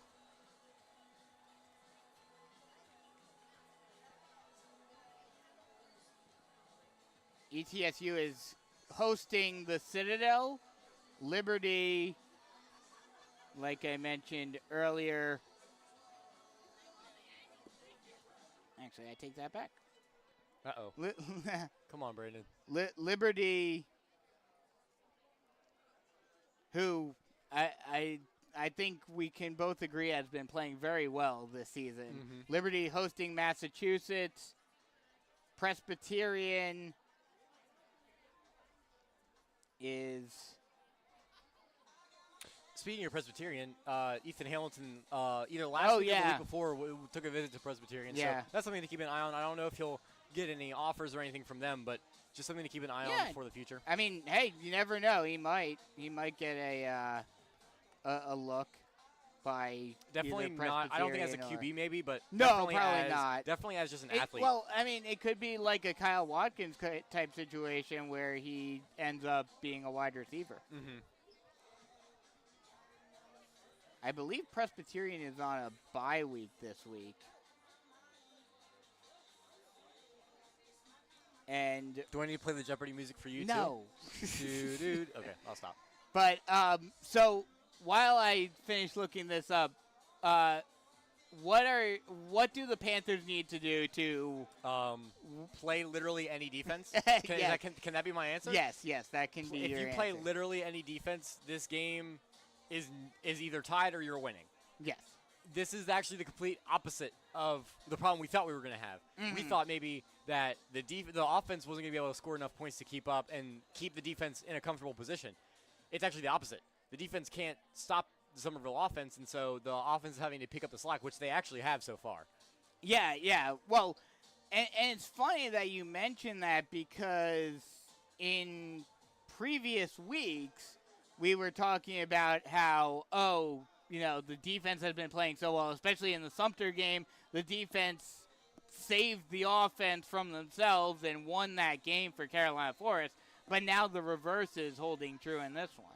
Right. Presbyterian is hosting Morehead State this week. Heard. And then the Chargers are facing... Like the NFL Chargers? Yes. The Green Bay Packers. Yes, the I have Packers. Keenan Allen on my fantasy team. Ah, okay. Yeah, they told traveled to Green Bay. I told you I spend a lot of time on that freaking app. Well, what's crazy is while we have a little bit of time before kickoff, I have Keenan Allen in both of my two fantasy leagues. Keenan Allen scored 40 points last week. Wow. I had a great day last week. Also, in one of my leagues, I have Keenan Allen and CeeDee Lamb. And in that league, I have a 5-point bonus for 100 yards or more receiving. Oh, okay. Keenan Allen had 45. CeeDee Lamb has 40. And I had 95 points between two wide receivers. It was a great day. I'll tell you what. And rounding things off, Rhode Island is traveling to Towson this week. So, yeah, I mean, like we said, looking at the second half, if, like we mentioned at the end of the first half, if the Panthers can just get one stop, like they did at the end of the first half, now, granted, it was a little different because with time and everything, but if the Panthers can just get a stop, it'd be massive. This game could completely swing the other way. So remember when I told you that South Florence was up 14-0 at the end of one? Guess what the score is now? 35-0. Went the wrong way. South Florence 20, Lancaster 14. Wow. It is a one-possession game in the third quarter. Imagine if Lancaster, after only winning one game, gets to Columbia.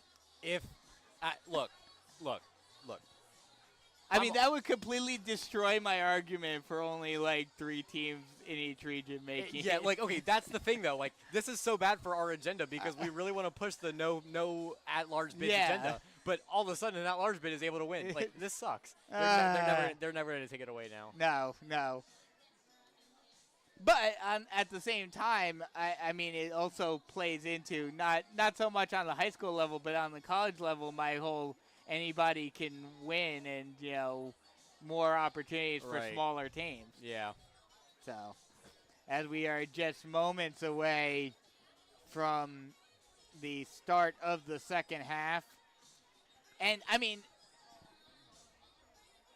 the craziest part, I think, about that first half is how, looking at it, now, J.J. Chaddick not hitting that field goal certainly doesn't help.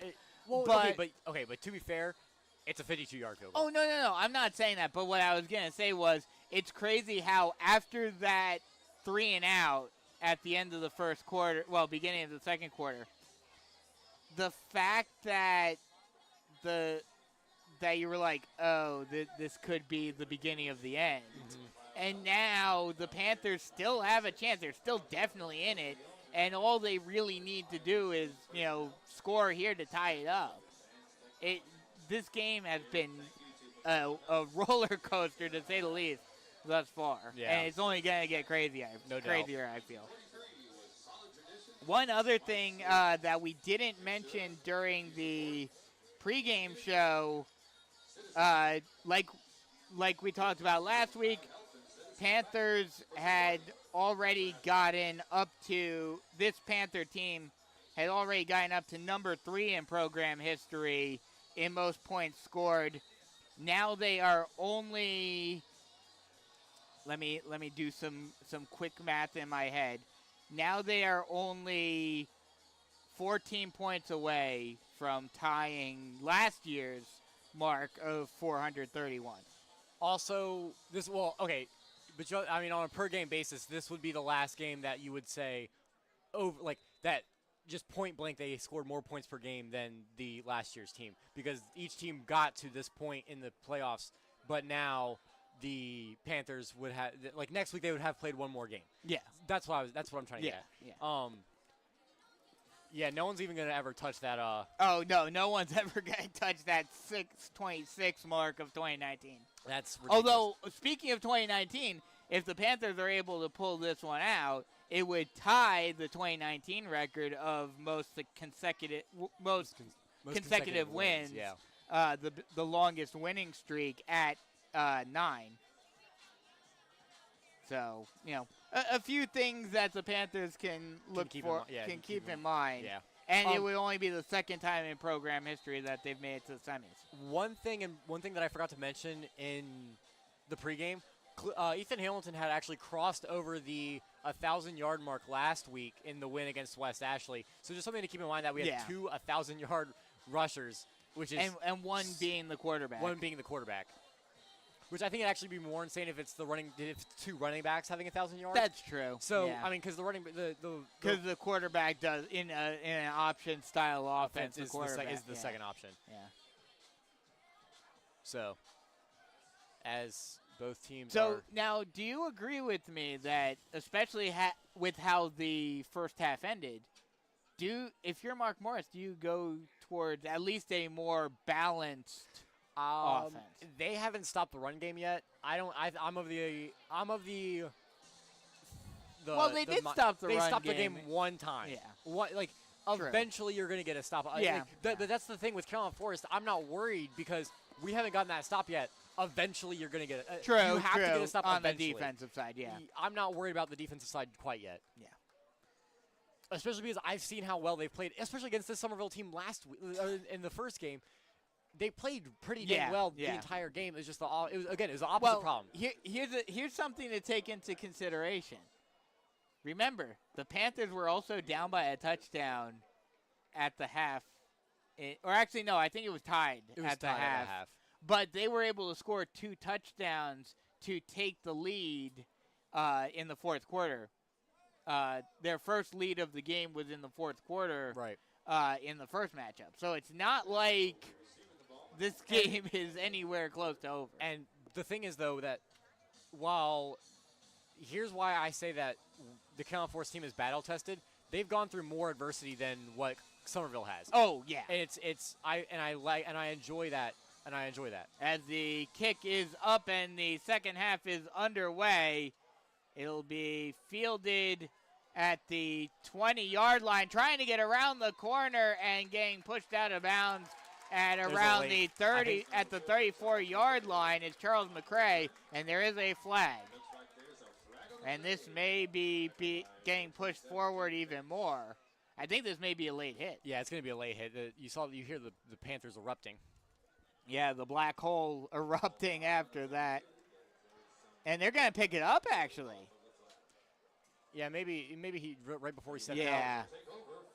So the Panthers will start on offense from the 32-yard line. Good field position for this opening drive of the second half. Got it. You don't have to, but it would really help to score on this drive. That's the whole. If you don't score here, it takes that whole doubling up thing and that whole getting the ball started second half. You might as well have not even gotten it. Yeah. Shotgun set, 2 running backs set, 1 wide on either side. Hamilton motions over into the H-back position. Takes a snap, hands it off. Getting a hole is Jaron Fox, and he is gone. 30, 20, 10, got one man to beat, and he'll get taken down at the 6-yard line. What a run. And just like that, Jaron Fox, oh my goodness. Great job, however, by Michael Woodfield staying in that play and using his speed to get back and get Jaron Fox from behind before he was able to score the touchdown. But the Panthers are already in goal-to-go situation right here. That's a Tony McAfee State Farm Carolina Forest first down. There's a flag. And there's a flag. There's 2 flags. This is the start. start of the second play. Not on the running play. It's going to be a penalty on Summerville. Oh, wow. Too many men on the field. 12 men on the field for Summerville, and that'll push the Panthers up even further. With them being in goal-to-go situation, it'll be half the distance to the goal line, so it will be first and goal from the 3.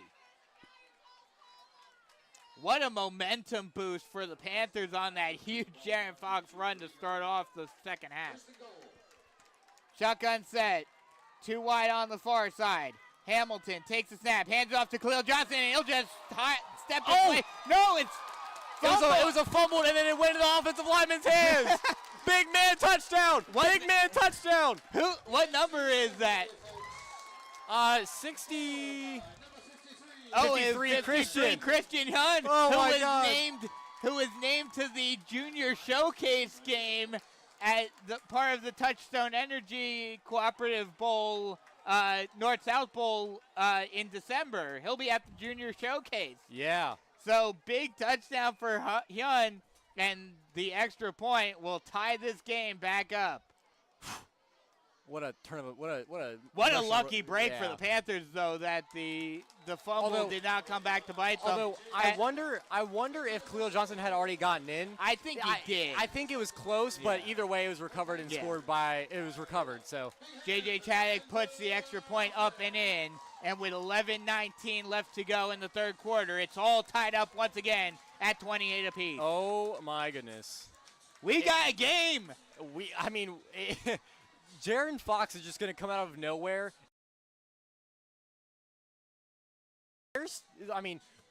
Ethan Hamilton is currently sitting at 59 yards. If he has another half like that, we could have 3 rushers over 100 yards. Have we seen Chris Livingston yet tonight? No. Chris Livingston, I thought, was on the defensive side of playing a few snaps at linebacker. You're right. So I wonder if that's what it was. He may not be doing any running duties tonight.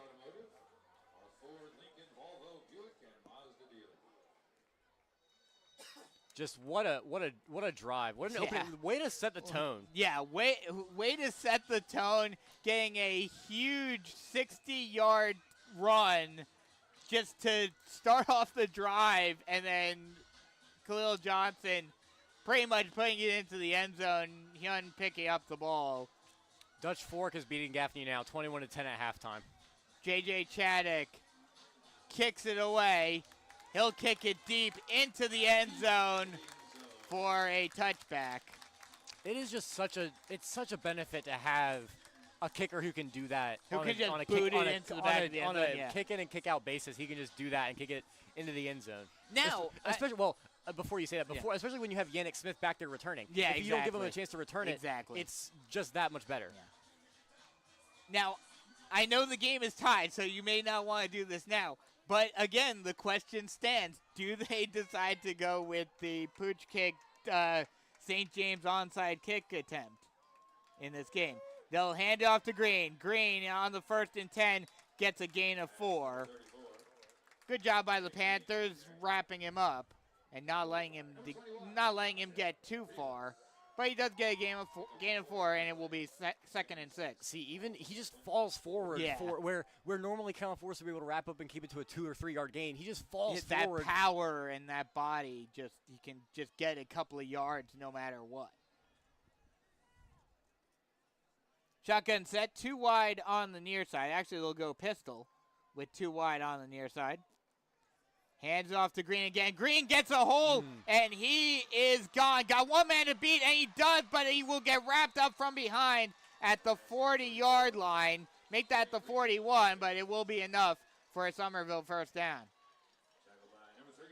Good play by Ronnie Walker to save that touchdown there. He was able to come up from behind and just tackle him, and if he doesn't do that, he's gone. He had no one else in front of him. Seems as though the defense is continuing to not be available. And the issue too is even with the running game, you can't stack the box because then they go to the passing game. Well, right now they have Yannick Smith basically double teamed. They have Jamari Davis over the top with Charles McCray. Oh, underneath. yeah, you're right. So if that's the case, I think you can just go man and make someone else other than Yannick Smith and Trey Brown beat you. Shotgun set, 2 wide on the near side. Cummings takes a snap. He'll pitch it out to Brown. Brown gets a lane, and he is – oh, no! Got one man to beat and gets pulled down at the 14-yard line. But that'll be enough for another Summerville first down. Great job by Xavion Winslow right there, staying with the play, and Green kind of made a bad cut right into Wynn's hands. It just there is no defense. No. Honestly, on either side. On either side. And they're going to go Wildcat. They're going to go Wildcat here. They'll run the fake jet sweep, and getting his way towards the end zone is Smith, and he'll get taken down at the 5-yard line. Jamari Davis on the tackle. Just It'll be a 2nd and 1. It is, especially, it's not even just the running. It's the fact that the offensive line is able to get so much push off the offensive line and move to the line of scrimmage. It's just really hard to get any type of movement on the defense. Shotgun set, one wide on either side. They'll hand it off to a new running back, number 14, and they'll just push him forward. Basically a push. Oh no! Oh, okay. I thought I saw 14, but it is 34. Trey Green. Trey Green, not Trey Brown. I don't know why I said And Brown. he gets pushed into the end zone for the touchdown, and Summerville retakes the lead. It's 34-28. The extra point more than likely will make it 35-28. So it's funny because you would think if this high scoring of a football game, Yannick Smith is just scoring at will. Yeah. It's not No, Yannick Smith. It's just Trey Green. Yeah. I think he has all of their touchdowns, or at least I think Smith has one. No, Yannick Smith doesn't have. Yeah, no, he has one, and then they have the one passing touchdown. Yeah. The point after is up and good, and with 9:21 left to go in the third quarter, Summerville retakes the lead, 35-28. We'll take a quick break and come right back with more Carolina Forest Panther football action. Switching is easy. We do it all the time. We switch on the lights. We switch TV channels. Some of us switch partners while square dancing. Well, that's a stretch. But what's not a stretch is how you can switch and save with State Farm. In fact, State Farm agent Tony McAfee, right here in Carolina Forest, can switch you over so you can start saving today. Tony and his team are ready to welcome you to the State Farm neighborhood. With Tony McAfee, it's easy to switch and save. Just give him a call. When you want the real deal, like a good neighbor, State Farm is there. 9:21 left to go in the third quarter. Summerville retakes the lead 35-28 as the kick is up. And it will be go out of bounds, so the Panthers will start with the ball at the 35-yard line. That's something that's been helping the Panthers, has been getting good field position to start off drives. Right. But, yeah, this game is crazy. It is just there's just no defense. I'm telling you, there's just none. Zero. I mean, the only defense we've seen is the Panthers getting that 3 and out in the second quarter, and then the stop at the end of the half. Yeah. That's it. Nothing else. Shotgun set. 2 wide on the near side. Hamilton motions over to the near side. They'll hand it off to Johnson. Johnson tries to find a lane, but there is nowhere to go as a couple of green waves take him down at the line of scrimmage. Ray Middleton, the primary tackler on that run. I'm going to give him half a yard. Yeah, half a yard. But, I mean, now the question is, now it's basically the reverse of the Sumter game. How long can this defense, or how long can the offense keep up this productivity? Yeah. Shotgun set, 2 wide on the near side. They'll run a slant route, caught by Souls, and he'll get the first down. Just past the first down marker at the 46-yard line. I'm telling you. That's a Tony McAfee State Farm Carolina Forest first down. It is so much. It is so helpful whenever the Panthers have a good passing game that can complement the running game. You can't just and it's different than the Sumter game where they just stack the box. And I think Mark Morris may have made an adjustment in practice to say, hey, look, we need to throw the ball more because Sumter figured us out. Yeah. And it's worked wonders in this for this game against the Summerville Green Wave. Shotgun set, 2 running back set, 2 wide on the near side. They'll motion Ober into the H-back position on the far side. Snap, hands it off to Johnson. Johnson tries to bounce it inside, but a tsunami of green wave will take him down. After a gain of 1, it'll be 2nd and 9.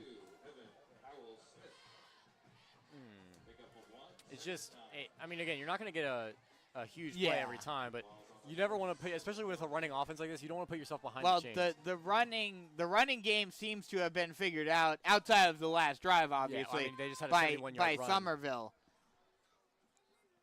They'll go 2 running back set once again, 2 wide on the far side. Hamilton motions Ober into the H-back position on the near side. Takes a snap. Hands it off to Jaron Fox, and he'll get taken down right at the line of scrimmage. Flag down on the There far is side a of the field flag, now. but this may be a holding. Yeah, I mean, it's probably a holding, but it just seems like it was thrown really, really soon for a holding. Like, it was thrown right as the ball was snapped. It's going to be a false start on the Panthers, so that'll push them back even further.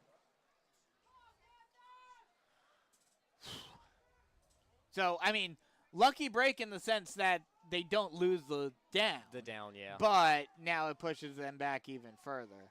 Although they're talking to the Summerville coach, he might be talking about declining this. Oh, yeah, you may be right.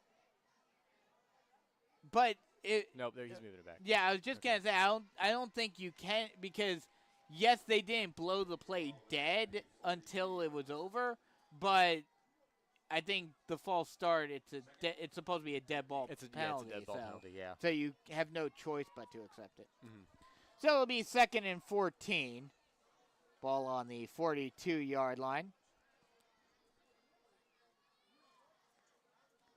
Hamilton looking over to the sideline for a play call. Shotgun set, one wide on either side.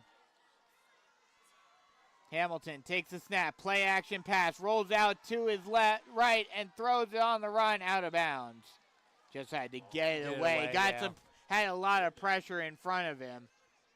And so now it'll bring up a 3rd and 14. That's where I would have ran the ball, because at least if you get it, you're in the same position you are now, but you have the opportunity of getting it to maybe 3rd and manageable instead of 3rd and 14. Yeah. Or 3rd and 13. 3rd and 14. Yeah, 3rd and 14. 3rd and 14. I can't count. You know, you know this. Yes. Come on.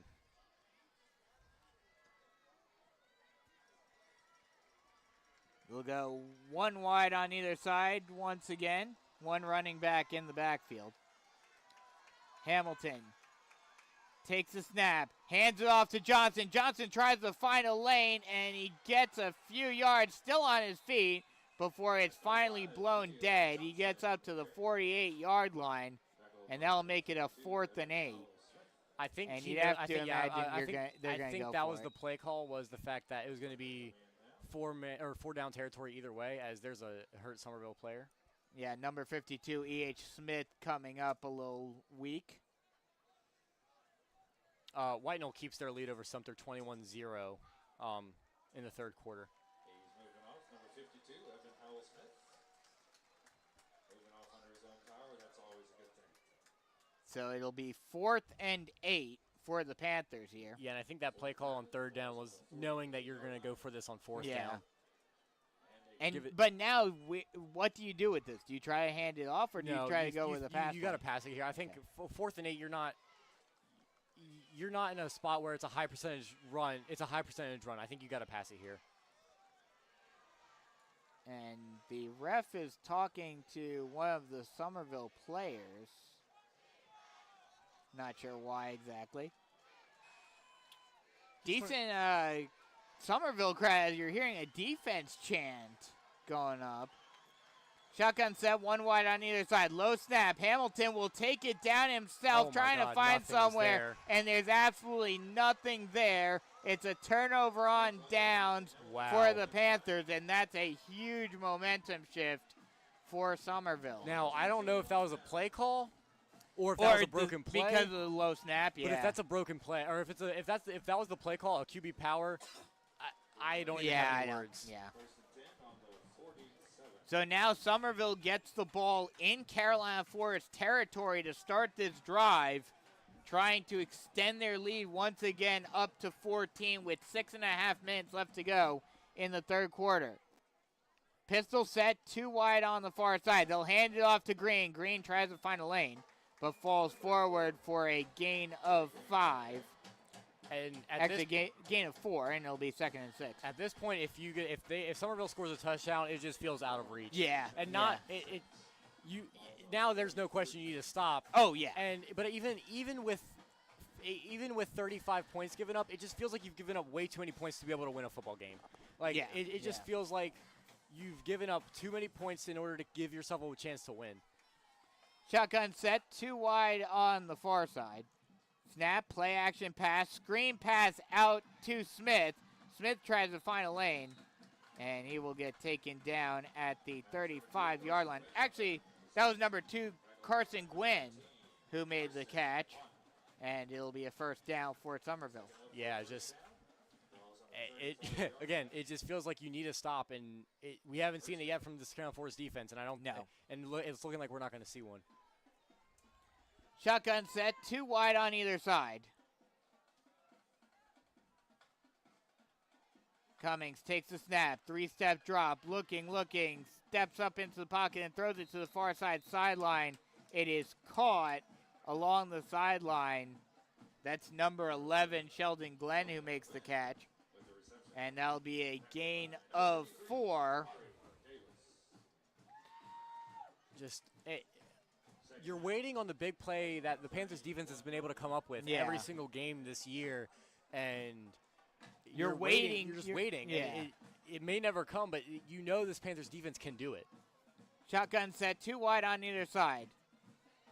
Cummings motions a man over into the H-back position. He'll hand it off to Green. Green just plows his way through the line for another first down.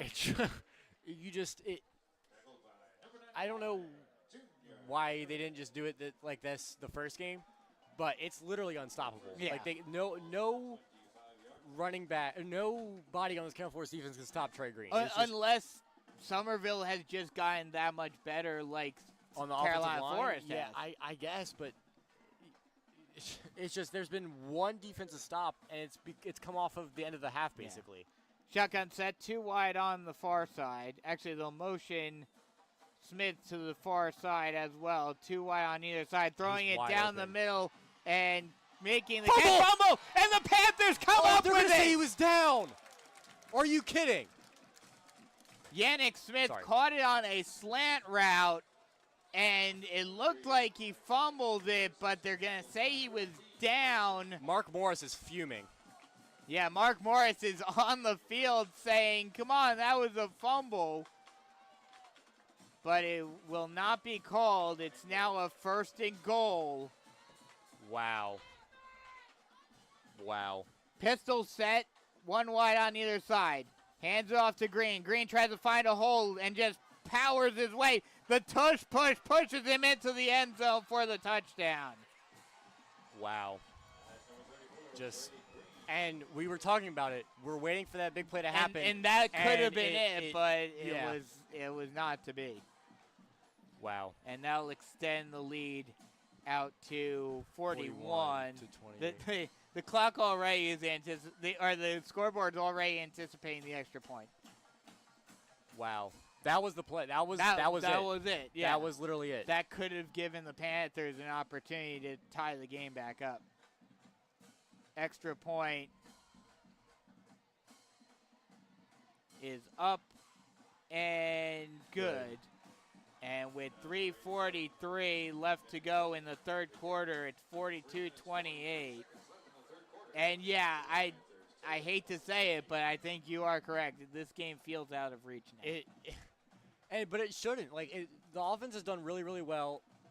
It's going to come again. It's going to come down to can the defense get a stop. Yeah. If the offense can keep scoring, it's going to come down to can the defense get a stop and get it to even to go to maybe an overtime. Because now you need a stop. Right. Because the Panthers now, especially after what I just asked, and with how the defense hasn't been able to stop Summerville, if the Panthers score here, do you then potentially go for an onside kick, an onside of some sort? Yeah. I still think it's early for that. But I don't know. It's still early. It is. I don't know. I guess it depends on how quickly Carolina Forest scores That's here, true. but it's still I think it's still too early as the kick is up and short. It'll be fielded at the 15-yard muffed. It's muffed at the 15. He'll pick it up at the 10. He'll make a couple guys miss, and he will get finally brought down after a crazy play. He'll get brought down to the 20-yard line. That could have been disastrous. It could have been disastrous. Right there. But the Panthers start with the ball on the 20. It's just it feels out of reach, and it shouldn't with how good the offense has been. It's just if I'm the offense, I'm kind of frustrated because I've only gotten stopped twice, and I've scored. You know what's ironic about this game? This is the exact opposite of Sumter. It's the exact opposite. This team now looks like the team last year. Last year. You're right. Shotgun set, 2 wide on the near side. Hamilton, low snap, hands off to Johnson, and Johnson will get pulled down from behind. He looked like he had a lane, but Julius Brown was able to come from behind and grab him before he was able to break through the hole. It just seems as though it. And it also seems like Summerville has figured out the offense. It's not, but I mean, sort of, but I think you need to vary up who you're putting in the backfield. Like, Jaron Fox was able to break off that big run. And that's true. It's whenever Khalil Johnson's not in the game, it feels like the defense doesn't know where to look, besides Ethan Hamilton maybe. And so maybe that gives up some room for Jaron Fox to break off another big run. Well, Jaron Fox is in right now instead of Khalil Johnson. Shotgun set, 2 wide on the far side. Hamilton, low snap, hands off to Fox. Fox gets a lane. He's still on his feet before a tsunami of green wave takes him down just past the first down marker. That'll be a Tony McAfee State Farm, Carolina Forest first down. And like I said, Jaron Fox able to get out, and maybe it's fresh legs too. Yeah. But Jaron Fox able to get out to the outside and make a couple guys miss to get that first down yardage. So it'll be 1st and 10 from the 32-yard line for Carolina Forest. 2.5 minutes left to go in the third quarter. Panthers down by 14. Shotgun set, 2 wide on the near side. They'll hand it off to Fox. Fox bounces it inside before getting taken down at the 36-yard line.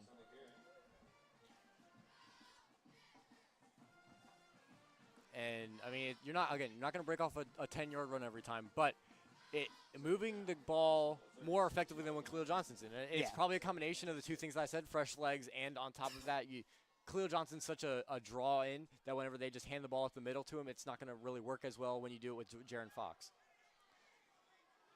Fox is still out there. Shotgun set, 2 wide on the near side.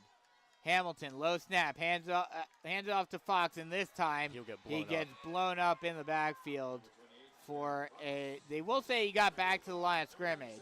Well, you run the same play 3 times in a row. Yeah, they're gonna figure it out. They're gonna stop it eventually. Yeah. That's where I would say maybe you go for a play action pass. Play action read option. I mean, yeah. They bring Khalil Johnson back in. So it's 3rd and 6 now. Ball on the 36-yard line. Shotgun set, 2 wide on the near side. Hamilton takes a snap, play action pass, looking down the middle of the field, and it's overthrown. Yeah, none of the receivers were even really looking for the ball. And they were well covered. They were well covered too. That's one where I think Ethan Hamilton just needs to bring that one down and just go for a scramble maybe. So that'll bring up a 4th and 6, and you got to imagine the Panthers have to go for it here at this point in the game with a minute left to go in the third quarter and down by 2 touchdowns. Yeah. I mean, but at this point, 2 touchdowns feels like 4 in this game. Yeah, exactly. Especially with the Panthers' defense not being able to make a stop. Right. Shotgun set, 2 wide on either side, and a whistle is blown. And I think a timeout is called by Summerville. Sometimes it just feels like this team, like it's bad. It's so bad because the thing that you think is the strength of this defense, the strength of this team is the defense, and all of a sudden they just cannot stop they couldn't stop a tackle dummy if they really wanted to. Like at this point, it's just it just feels like the Panthers have just not been able to stop anything. Yeah. And again, this is probably the best the offense has looked all year. Yeah. And all of a sudden you can't even. Yeah, all of a sudden now the defense is the worst it's looked all year. You're right.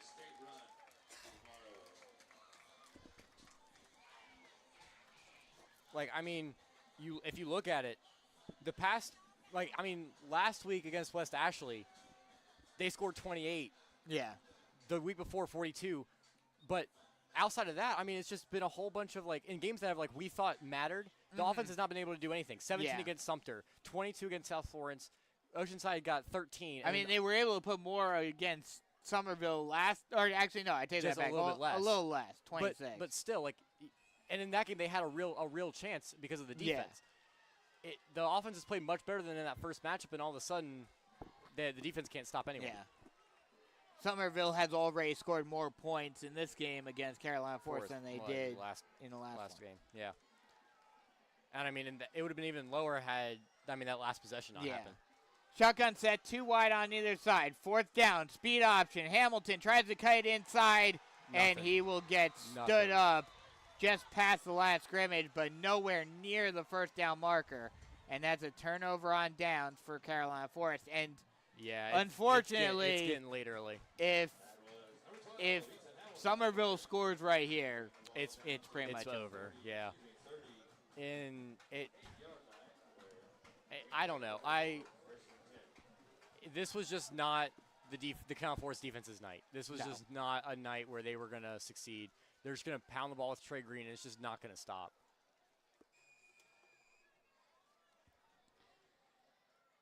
Pistol set, 2 wide on either side. They'll motion a man into the H-back position on the near Fumble. side. And it's High fumbled. snap. High snap. Cummings has to bring it down, God. but he's able to break out and get positive yardage in spite of the fumbled snap. And that could have been the opportunity right there, and instead Cummings is able to make it a positive play. And they're going to mark him out at the first down, at the line of line of scrimmage. But that was your chance. Yeah. And it's just been that type of night for this Carolina Forest defense. It was the snap was way over his head. That was your chance to go out and make a play and get some momentum. And all of a sudden, it's just back to square one. Shotgun set, 2 wide on the near side. Snap handed off to Green. Green tries to find a lane, and he gets around the corner and gets taken down right by the first down marker. They'll say he's just short, and it'll be 3rd and inches. I want to know how many rushing yards Trey Green has tonight. A bunch. It would be absolutely stupid. When the Carolina Forest team needed the defense the most, it just has not shown up. 3rd and inches, shotgun set. Actually, they'll go heavy. They're going to go with the tush push, and it'll get the first down and more. Oh my still God, going. Still on his feet. Wow. And finally getting taken down Wow. at around the 10-yard line. They'll mark him down at the 11-yard line. It's just been that kind of night. That's the ultimate tush push. I mean, it just it doesn't matter what Summerville's done tonight. Yeah, they've just moved the ball. They've just moved the ball. It's been just an all-out, just better than Carolina Forest on every level of the game. Wow. As game clock's running down, they might snap it before. Shotgun set, 1 wide on either side. They'll hand it off to Green, and Green tries to find a lane. Will get taken down after a gain of a couple. They'll say he got 3, and it'll be 2nd and 7. And that will end the third quarter. So after 3, Panthers down by 14, 42-28. We'll take a quick break and come back for the final quarter of action here on the Carolina Forest Panther Football Network. Comfort Dog Grooming Salon has been part of the Carolina Forest community pet grooming needs with quality and loving care for your pets for over 15 years. Large, medium, or small, they groom them all. They've always accepted new clients, and rebooking is easy. With 31 years experience with their staff, they're up to date on techniques and safety standards for all breeds, and the medical conditions are no problem. They're active in your community with youth sports and lending a helping hand. Call them to be a part of the family with your furry friend. 843-903-4554 or at ComfortDogSalon.com, or just stop by with your furry friend at 4006 Postal Way, Myrtle Beach. 4th and final quarter of this one, quarterfinal matchup between Carolina Forest and Summerville. And if the Green Wave are able to score here, I think we can both agree that this one is pretty much done and dusted. Jover. It's Jover. Yep. I will be really, really interested to see what the huddle footage looks like on that fumble. Not that it's going to matter. Not that I think it matters, because I think the Summerville offense was just way too good. It's just way too good, and you can't expect to win a game when you give up 35+ points. But I mean, I want to see that huddle footage too. Yeah. It's not. I don't think it really would have mattered. No, I don't think it would have mattered either. Shotgun set, 1 wide on the far side. They'll hand it off to Green, and Green just walks his way into the end zone. It's. Are they gonna say he got tackled? Yeah. Right. They're gonna say he was in. Are they? Yeah. Okay. Yeah, they're moving everyone in. So that will just about do it. That will extend the lead up to 48 the extra point will push it up to 49, presumably. It just seems as though it was just the defense. The defense did not play nearly as good as the extra point is up and good. And that will extend the lead out to 49-28, a 21-point lead. And, I think at this point this game is pretty much done. So in your final game with me, you get the garbage time fourth quarter. It just feels as though it was the deal. I was coming into this game saying if the offense can put together full 4 quarters, we have a chance in this game. The defense didn't even show up. They forgot we had a game today. Yeah. That's where we're at, and it sucks. It really does. Indeed. There was so much hope coming in. If you would have told me through pretty much 3 quarters that Common Force would have put up 28 points, you would have been I was okay. like, all right, cool. It's probably a close game, and we're probably right in it. And it just didn't. It just did not fall that way today. And what a difference a couple of weeks makes between, did they go for an onside kick? No, they squibbed it? They squibbed it, or they pooched it. Oh, okay. Panthers told me during the Sumter game, with how well the defense played in that one, that Summerville would just come in and absolutely ragdoll us. I would have been like, no. There's just no way. Especially the defensive side. Maybe I would have understood if the offense kind of fell apart and whatever. Yeah. But it's just there's going to be a flag. Hayden Souls called for a fair catch and they hit him anyway at the end of that play. So the Panthers will actually start on the I don't know if they're going to start on the 44-yard line. That's where Ethan Hamilton and his Panthers offense will take the ball. Well, if there's any silver lining, we saw the Panthers come up with an onside kick in the first game against Summerville. So touchdown, onside, touchdown, onside, touchdown, and you're already back in the game. You already handed the color. No. If they get within a touchdown, I'm taking over again. No. You gave a legally binding agreement. No. I'm suing you. But I just wanted to say the refs are conferring. While we have a second, I just wanted to thank you for giving me this opportunity, presuming this is my last game. But I really appreciate that you took on a random sophomore in high school to come do this with you. And they're moving it back for some reason. Okay. I don't know. It just seems as though Summerville can do no wrong. No, of course not. I mean, they can, but on the defensive side, they I don't know. At least this wasn't like the first game where the refs impacted. That was really rough. It was just I don't know. I have no words. I will be really interested to see what the huddle footage looks like on that fumble by Yannick Smith, but I don't know. The 29-yard line is where Common Force will start now. Both of the refs are still talking. But again, like I said, I just really appreciate you taking on a random sophomore in high school to come do this. And I've appreciated it. And I hope you find someone that is better than me in the future. I know that's going to be a tall task. Let's just play it that way. Well, if I have one thing that I want to tell a story with, they're still talking to Mark Morris. I don't know what's going on. But I wanted to tell a story. So during our 3-game road gauntlet last year, we were on the way back from Summerville. And I did something that you told me never to say on air and never do it on air. But this country accent came out a little bit, and I decided to do it a little bit. I won't do it for the rest of the broadcast, but judging by his reaction, you can tell it was a pretty rough accent. But that's what I wanted to say, and I just appreciate you taking those long road trips with me. Oh, yeah. Oh, those long road trips were fun last year. Oh, yeah. Unfortunately, we didn't get a chance to do much of any this year. The longest trip we had was Stratford. Yeah. And that was the only game. Ethan in the shotgun with 2 wide to his right on the near side. They're going to go play action pass. He's looking deep. It's got batted at the line, and it's dropped. Summerville had 2 people in position to make that interception, and it just falls harmlessly to the ground. That would have been the game right That would have there. definitely sealed it. Yeah. But 2 people just kind of decided to run into each other, and no interception. But incomplete pass. It'll be 2nd and 10 from the 29-yard line. 11:47 left to go in the fourth quarter. Yeah, that one was bad at the line, and because Ethan Hamilton kind of had a clean pocket, but nowhere to kind of move around in. Yeah. It's just sad. Sad, man. Shotgun set to, again, 2 wide on the right side of Ethan Hamilton to the near side with Khalil Johnson in the backfield. Snap, low snap. They're going to go a handoff to Khalil Johnson. He's going to bounce to the near side. He's going to get to the outside and will get tackled by his ankles at the 32-yard line by number 7, Jaden Kelly.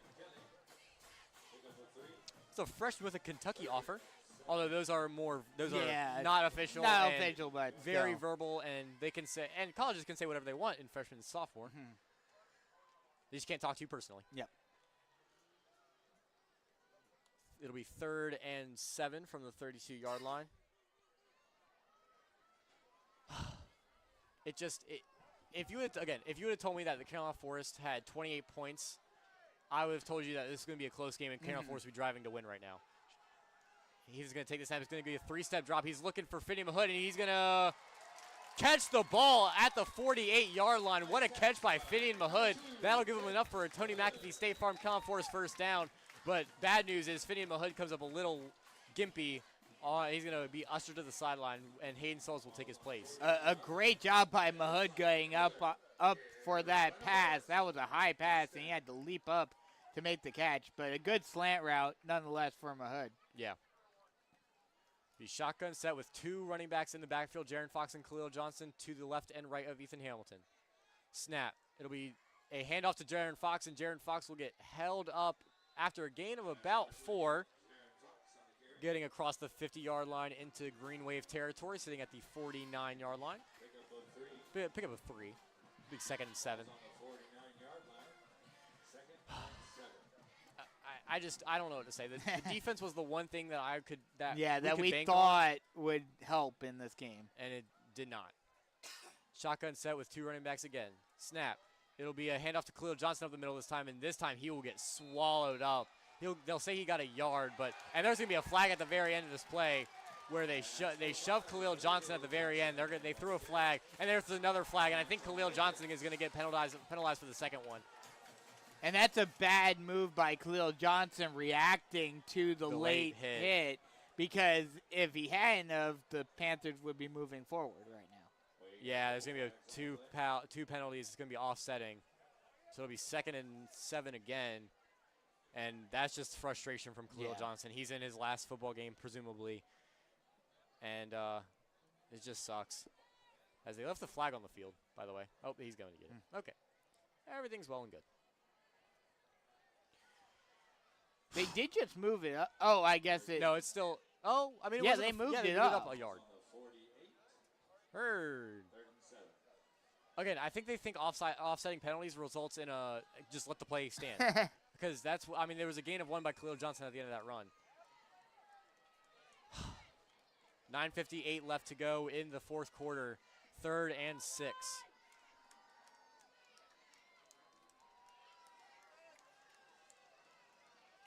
Shotgun set, 2 wide on the far side, 1 on the near side. Snap, 3-step drop. He's looking left. He's looking up the seam for Mahood, and he's got Mahood, and he's up to the sideline. He's gone. 10-5, touchdown, Carolina Forest. Ethan Hamilton was just a really good read right there. Yeah, that was a good pass by Hamilton, and Mahood was wide open, and he just was able to walk his way into the end zone. And I mean, you still have a long ways to go, down by 14 after this extra point, presumably. But with 9.5 left to go, is it Yogiism time? It ain't over till it's over? Maybe, but it's still a long way from that, as the extra point is up and through. And now the other question I have, is it time for either onside or you've got an onside. Or Your defense hasn't shown you enough to say they can get a stop. I think you have to go for an onside. Yeah. Especially with Green, there's just no way you give this ball back. Big hand for your Panthers. With Trey Green, there's just no way you give that ball back to them and let them run out this clock. I think that's the worst case scenario is you give it back to them and they just run out this clock. Still a decent amount of time, though. I mean, this Carolina Forest offense has been working pretty fast, efficiently. Yeah. So it's not completely over yet, but it's gonna be a long road ahead. Yes. Yes. I'd like to take this opportunity to thank Henley's Pub, family-owned and operated pub, offering a wide variety of food and beverage. You're gonna have to go onside kick here and just hope for the best. Yeah. Make sure you support our local Henley's Pub. Still need another. You need a onside kick here, get it, and then score another touchdown. It's the low percentage. Let's just put it that way. But it doesn't look like Summerville is necessary. Oh, now they're moving guys over. Yeah. J.J. Chaddock with the onside kick. Got to get to the 50-yard line before you can touch it. It's a high bounce, and I don't know who recovered. I think the Panthers got it. I think Summerville did. It took one more bounce than it needed to. Yeah, Summerville got it. Yeah. That was a really good. That's okay, but that's a really good onside kick by J.J. Chaddock. That's exactly what you want to do. You know what's good, and it's honestly surprising that more high school teams don't do more onside kicks. That was an onside kick, and yet they're still only at their own 40-yard line. Yeah, that one also bounced a couple yards backwards too. That's not. I feel like on average, it's not there. That's true. Shotgun set, 2 wide on the far side, 1 on the near side. Cummings takes a snap. He's going to go a play action screen pass to Yannick Smith on the outside. He's going to make one guy miss, and he'll get tackled after a gain of about 5. They'll say 7 on that one. Second and 3. Pickup of 6, balls on the 46, Second and 4, excuse me, after a pickup of 6. Kind of crazy that they're still passing the ball, though, even up by 2 touchdowns.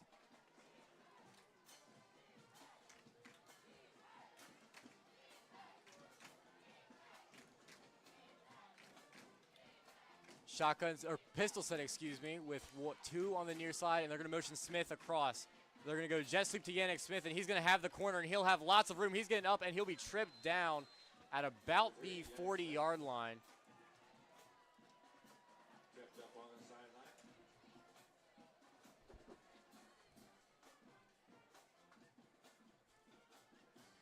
It'll be a first down for Summerville. And this game, outside of obviously the end of the half, the Panthers defense just has not been able to. There. But it's not really all that surprising considering how dynamic and multi-dimensional this Summerville offense is. Right. Shotgun set, 2 wide on the near side, 1 on the far side. Snap. They're going to go play action, and it's high and over the top of Yannick Smith. Incomplete, and it'll set up 2nd and 10, and stops the clock. So, again, it could be playing into a Carolina Forest comeback.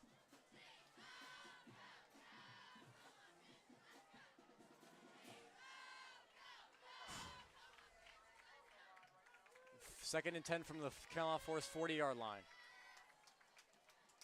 Back into the shotgun, Summerville goes with 1 on the far side, which is Yannick Smith on an island, with 2 on the near side.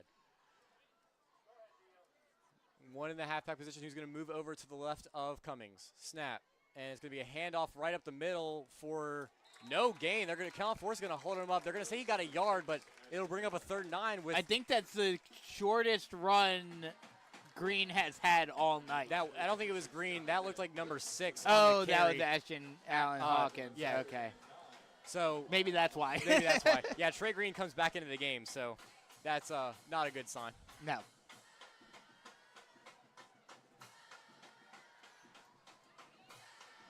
But 7:40 left to go in the game. If Carolina Forest can, I presume they pass it here. If they can get a stop, I wonder what Summerville does. Shotgun set. They are in a bunch to the left side of Cummings, and they're going to motion 1 over to the far side. They're going to snap it to Green, or they're going to go play action, and Cummings is going to go run and get the 1st down. And on a play where you think that the Carolina Forest can get a stop on 3rd and 9, Cummings just escapes the pocket and is able to get a 1st down. Cummings has been we've talked so much about Trey Green and talked about Yannick Smith all night, but Jaden Cummings has been the unsung hero of Summerville, where there have been a few broken plays where you're thinking, oh, this is the opportunity for the Panthers to make a stop and get some momentum. But he's made something out of nothing a couple of times tonight. On so many times. Shotgun set with 2 wide on the near side, 1 on the far side. They're going to motion to the halfback position over to the right of Cummings. They're going to go a pitch to Brown on the outside, or Trey Green on the outside, and he'll go out of bounds. Actually, excuse me, that was number 40. 45. So a new running back coming in. Yeah, Caleb Jenkins. He had 1 carry. Oh, you're right. You're right. It'll be 2nd and 4 after a 6-yard gain.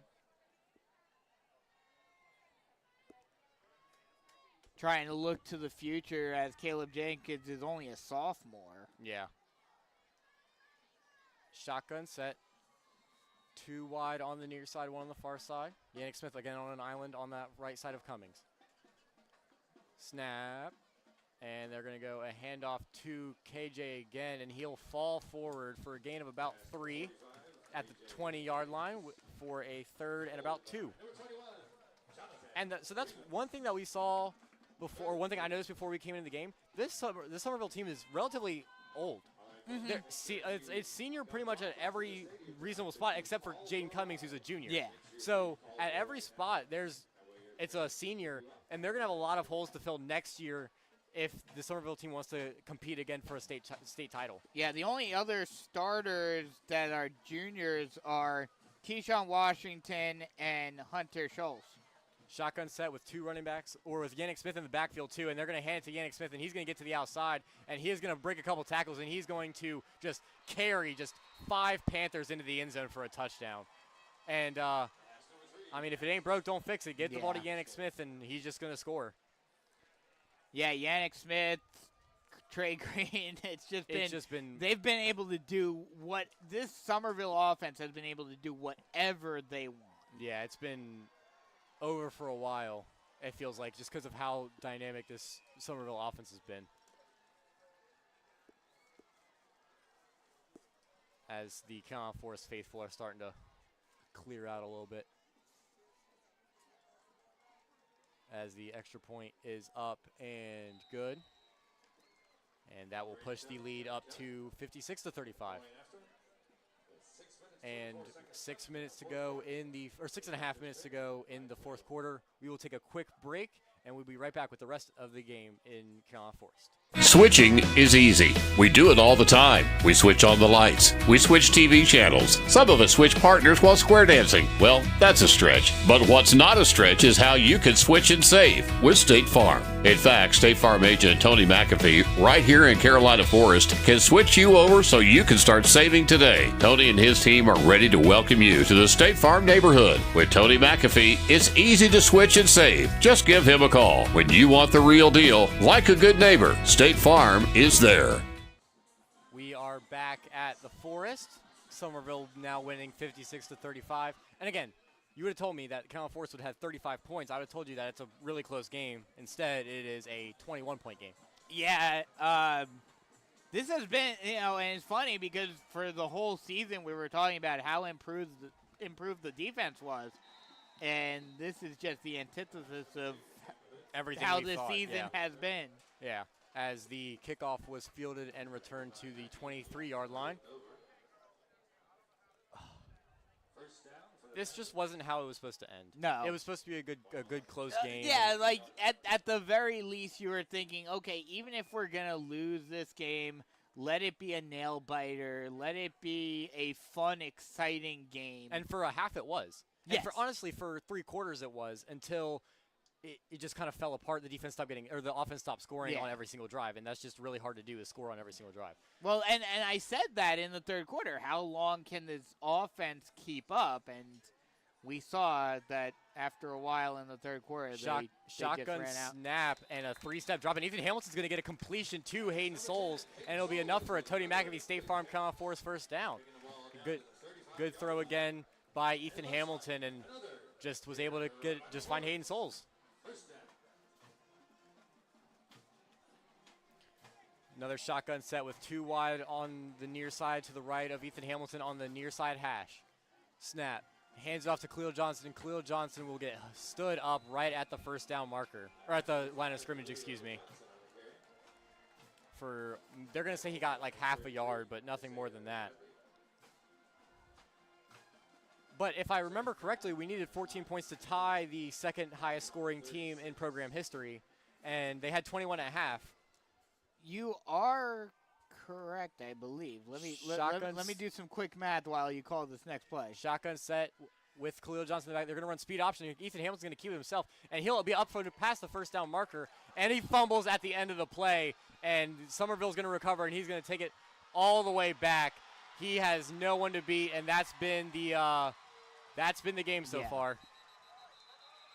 Wow. That's if that doesn't describe the game to you, I don't know what does. And there's a flag on the back end of the play. They are actually I did my math was a little off originally.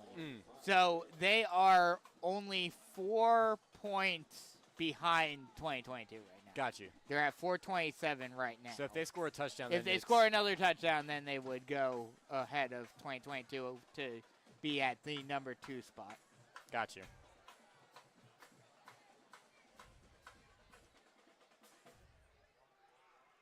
As they're still discussing the penalty, I don't know what's going on.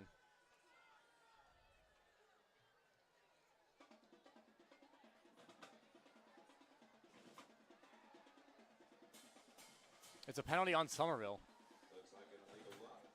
Oh, illegal block after the fumble on Summerville. So that the touchdown won't count, but Summerville will have the ball back, and you would assume with how good this running game is, they just kind of run this clock out. Yeah.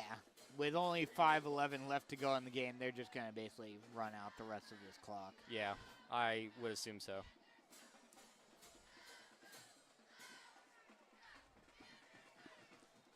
Well, Brandon, I appreciated it. Yeah, I'm gonna miss you next year. I just dropped my phone. Thank you. And that's what this kind of that's been the kind of night that we've had. Yeah. That's the kind of night that we've had. It's been a rough night. I'm gonna keep that away from the ledge now. Yeah, that would be smart. Yep. Shotgun set with 2 wide on the near side, 1 on the far side, and with they're actually gonna keep KJ in the game. They're gonna bring Caleb Jenkins back in the game, and they're going to just hand it off to him, and he will get a gain of about 2. Caleb Jenkins on the carry. And it's just a rough night. One of the games that you just want to be over with. Yeah, again. And it sucks that this is how this season has to end because there were so many promising moments. You know, we talked about it, even in the losses to Summerville and Oceanside and South Florence, this team was just a couple of plays away from potentially being undefeated. And coming into this game, like we talked about, the fact that, you know, they played Summerville so well, you were thinking they have a shot. But yeah. It wasn't to be. It was not to be. It really just wasn't a good day for the defense. It didn't matter what happened. It didn't matter what they did. Summerville just moved the ball. Moved the ball. It didn't matter. 3rd and 9. The Panthers defense was never able to get into those 3rd and long situations. Yeah, and even when they did, I mean, on that last possession, they had 3rd and 10, and Cummings was able to make something out of nothing. That's true. As they're going to run on a 3rd and 4, they're going to run the ball with Cummings, right like clockwork, right on like cue. You Cummings, said. Cummings going to keep the ball, and he'll end up getting the first down at the 48-yard line of Summerville. 3:44 to go. The clock stops because of the first down, but they're just kind of moving this clock along. Well, Brandon, I'm a glass half full kind of guy. Mm-hmm. I get my Fridays back now. There's that. I would have rather had one more Friday and hopefully and possibly a Saturday. Possibly 2 more Friday. Well, yeah, you're right. It would be a Saturday. Yeah. But it was not to be. Nope. Shotgun set with 3 wide this time on the near side, 1 on the far side for Cummings. Cummings is just going to hand it off to Caleb Jenkins again, and he's just going to bounce off about 1 million people and get a first down, and that's, again, just very indicative of how this game has gone. I mean, again, you can't expect to give up 56 points and win a football game. No. Like, even if your offense is playing really, really well, which I would say the Carolina Forest offense played very, very well Played tonight. well. I mean, scoring 35 points is pretty good. I mean, you scored on all but, like, what, 3 drives? And yeah, you, I think you so, can't, yeah. like, the defense just was not able to get a stop on I mean, at any point. it's hard to score on every single drive, and that's what the Panthers had to do tonight. Pretty much. As they're just going to keep on running. At this point, I just want the game to be over with. This is where I'm at. Yeah. You just got to feel, though, I mean, while we say this team is young, there's a lot of pieces that you're going to have to replace. Khalil Johnson's That's leaving. the big one.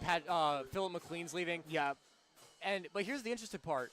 Patrick Mullins, who was supposed to be the starting quarterback this year, had he not torn his ACL last winter, he tore it in about February-ish.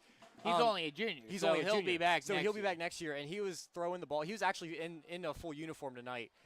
He was throwing the ball with Ethan Hamilton, and he looked good just throwing back and forth. As the handoff again will go, and it will be, they're going to say just short of a first down, which will keep the clock running. And with 2 minutes to go in the fourth quarter,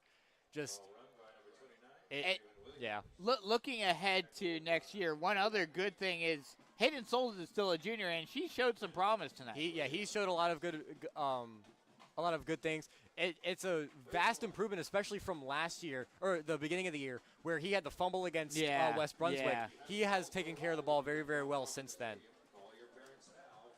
1:34 left to go in the game. Summerville able to put this game on ice with a first down officially. Snap, and they're going to hand it off again, and he will be short. 4th down. They have a chance. No. Obviously a joke, but not at all. not nearly. But again, there was so much promise in this game, and it happened for about a half and a half. Well, and even with the half, you kind of. I mean, we Well, even said no, it in the second quarter with how poorly the defense was playing. Just one stop could, end it, and it pretty much did. Pretty much did, yeah. Well, outside of the fact that they got the ball back to start the second half and was able to tie the game up again. True. Again, I'd say a half and about a half a quarter is how much they got. And on 4th down, they're going to run, and he's going to walk into the end zone. Like, that's the type of night that we're having. Yep. Bounce out to the outside on a simple halfback dive, and Summerville's just able to win. Win the outside. That's just – I have no words. I wish I had words. I just can't. I wish I had a more analysis. I just don't. It's literally Summerville could do whatever they want, and it didn't matter.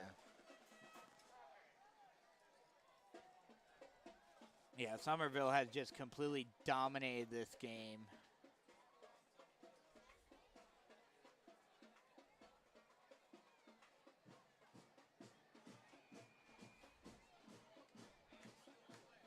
Defense not available. Nope. File not found. Defense EXE. As the extra point is up and good. It just. I don't know. I have no words. Yeah. It sucks that this is the last one I'll call with you, but the memories that we had this season in general, the season I think. Based on our expectations going into the year, I think it was so much better than what we could have even imagined. Oh, yeah. Well, I mean, we said that for the last couple of seasons where the Panthers, you were thinking they'll be decent, but, who knows really how good they're going to be, how far they can go. And both seasons, they're able to make it to the quarterfinals. Still a good season for the Panthers, but, a very disappointing way. And the same thing happened last year when we went down to Fort Dorchester. Yeah. But the thing with Fort Dorchester, it was so over so early in that game. True. Summerville, it felt like for a half and a that you had the chance. Even really 3 quarters. If the defense could just get one stop. Yeah. The momentum could have swung. If you don't mind, I'm probably going to end this one pretty much as soon as the final score goes up. I understand. It's not a whole lot to say about this one. No. As the kickoff is going to be returned by Finian Mahood in his last game of his high school career as well, and still rumbling and tumbling. I'll just say my goodbye to you before we go off.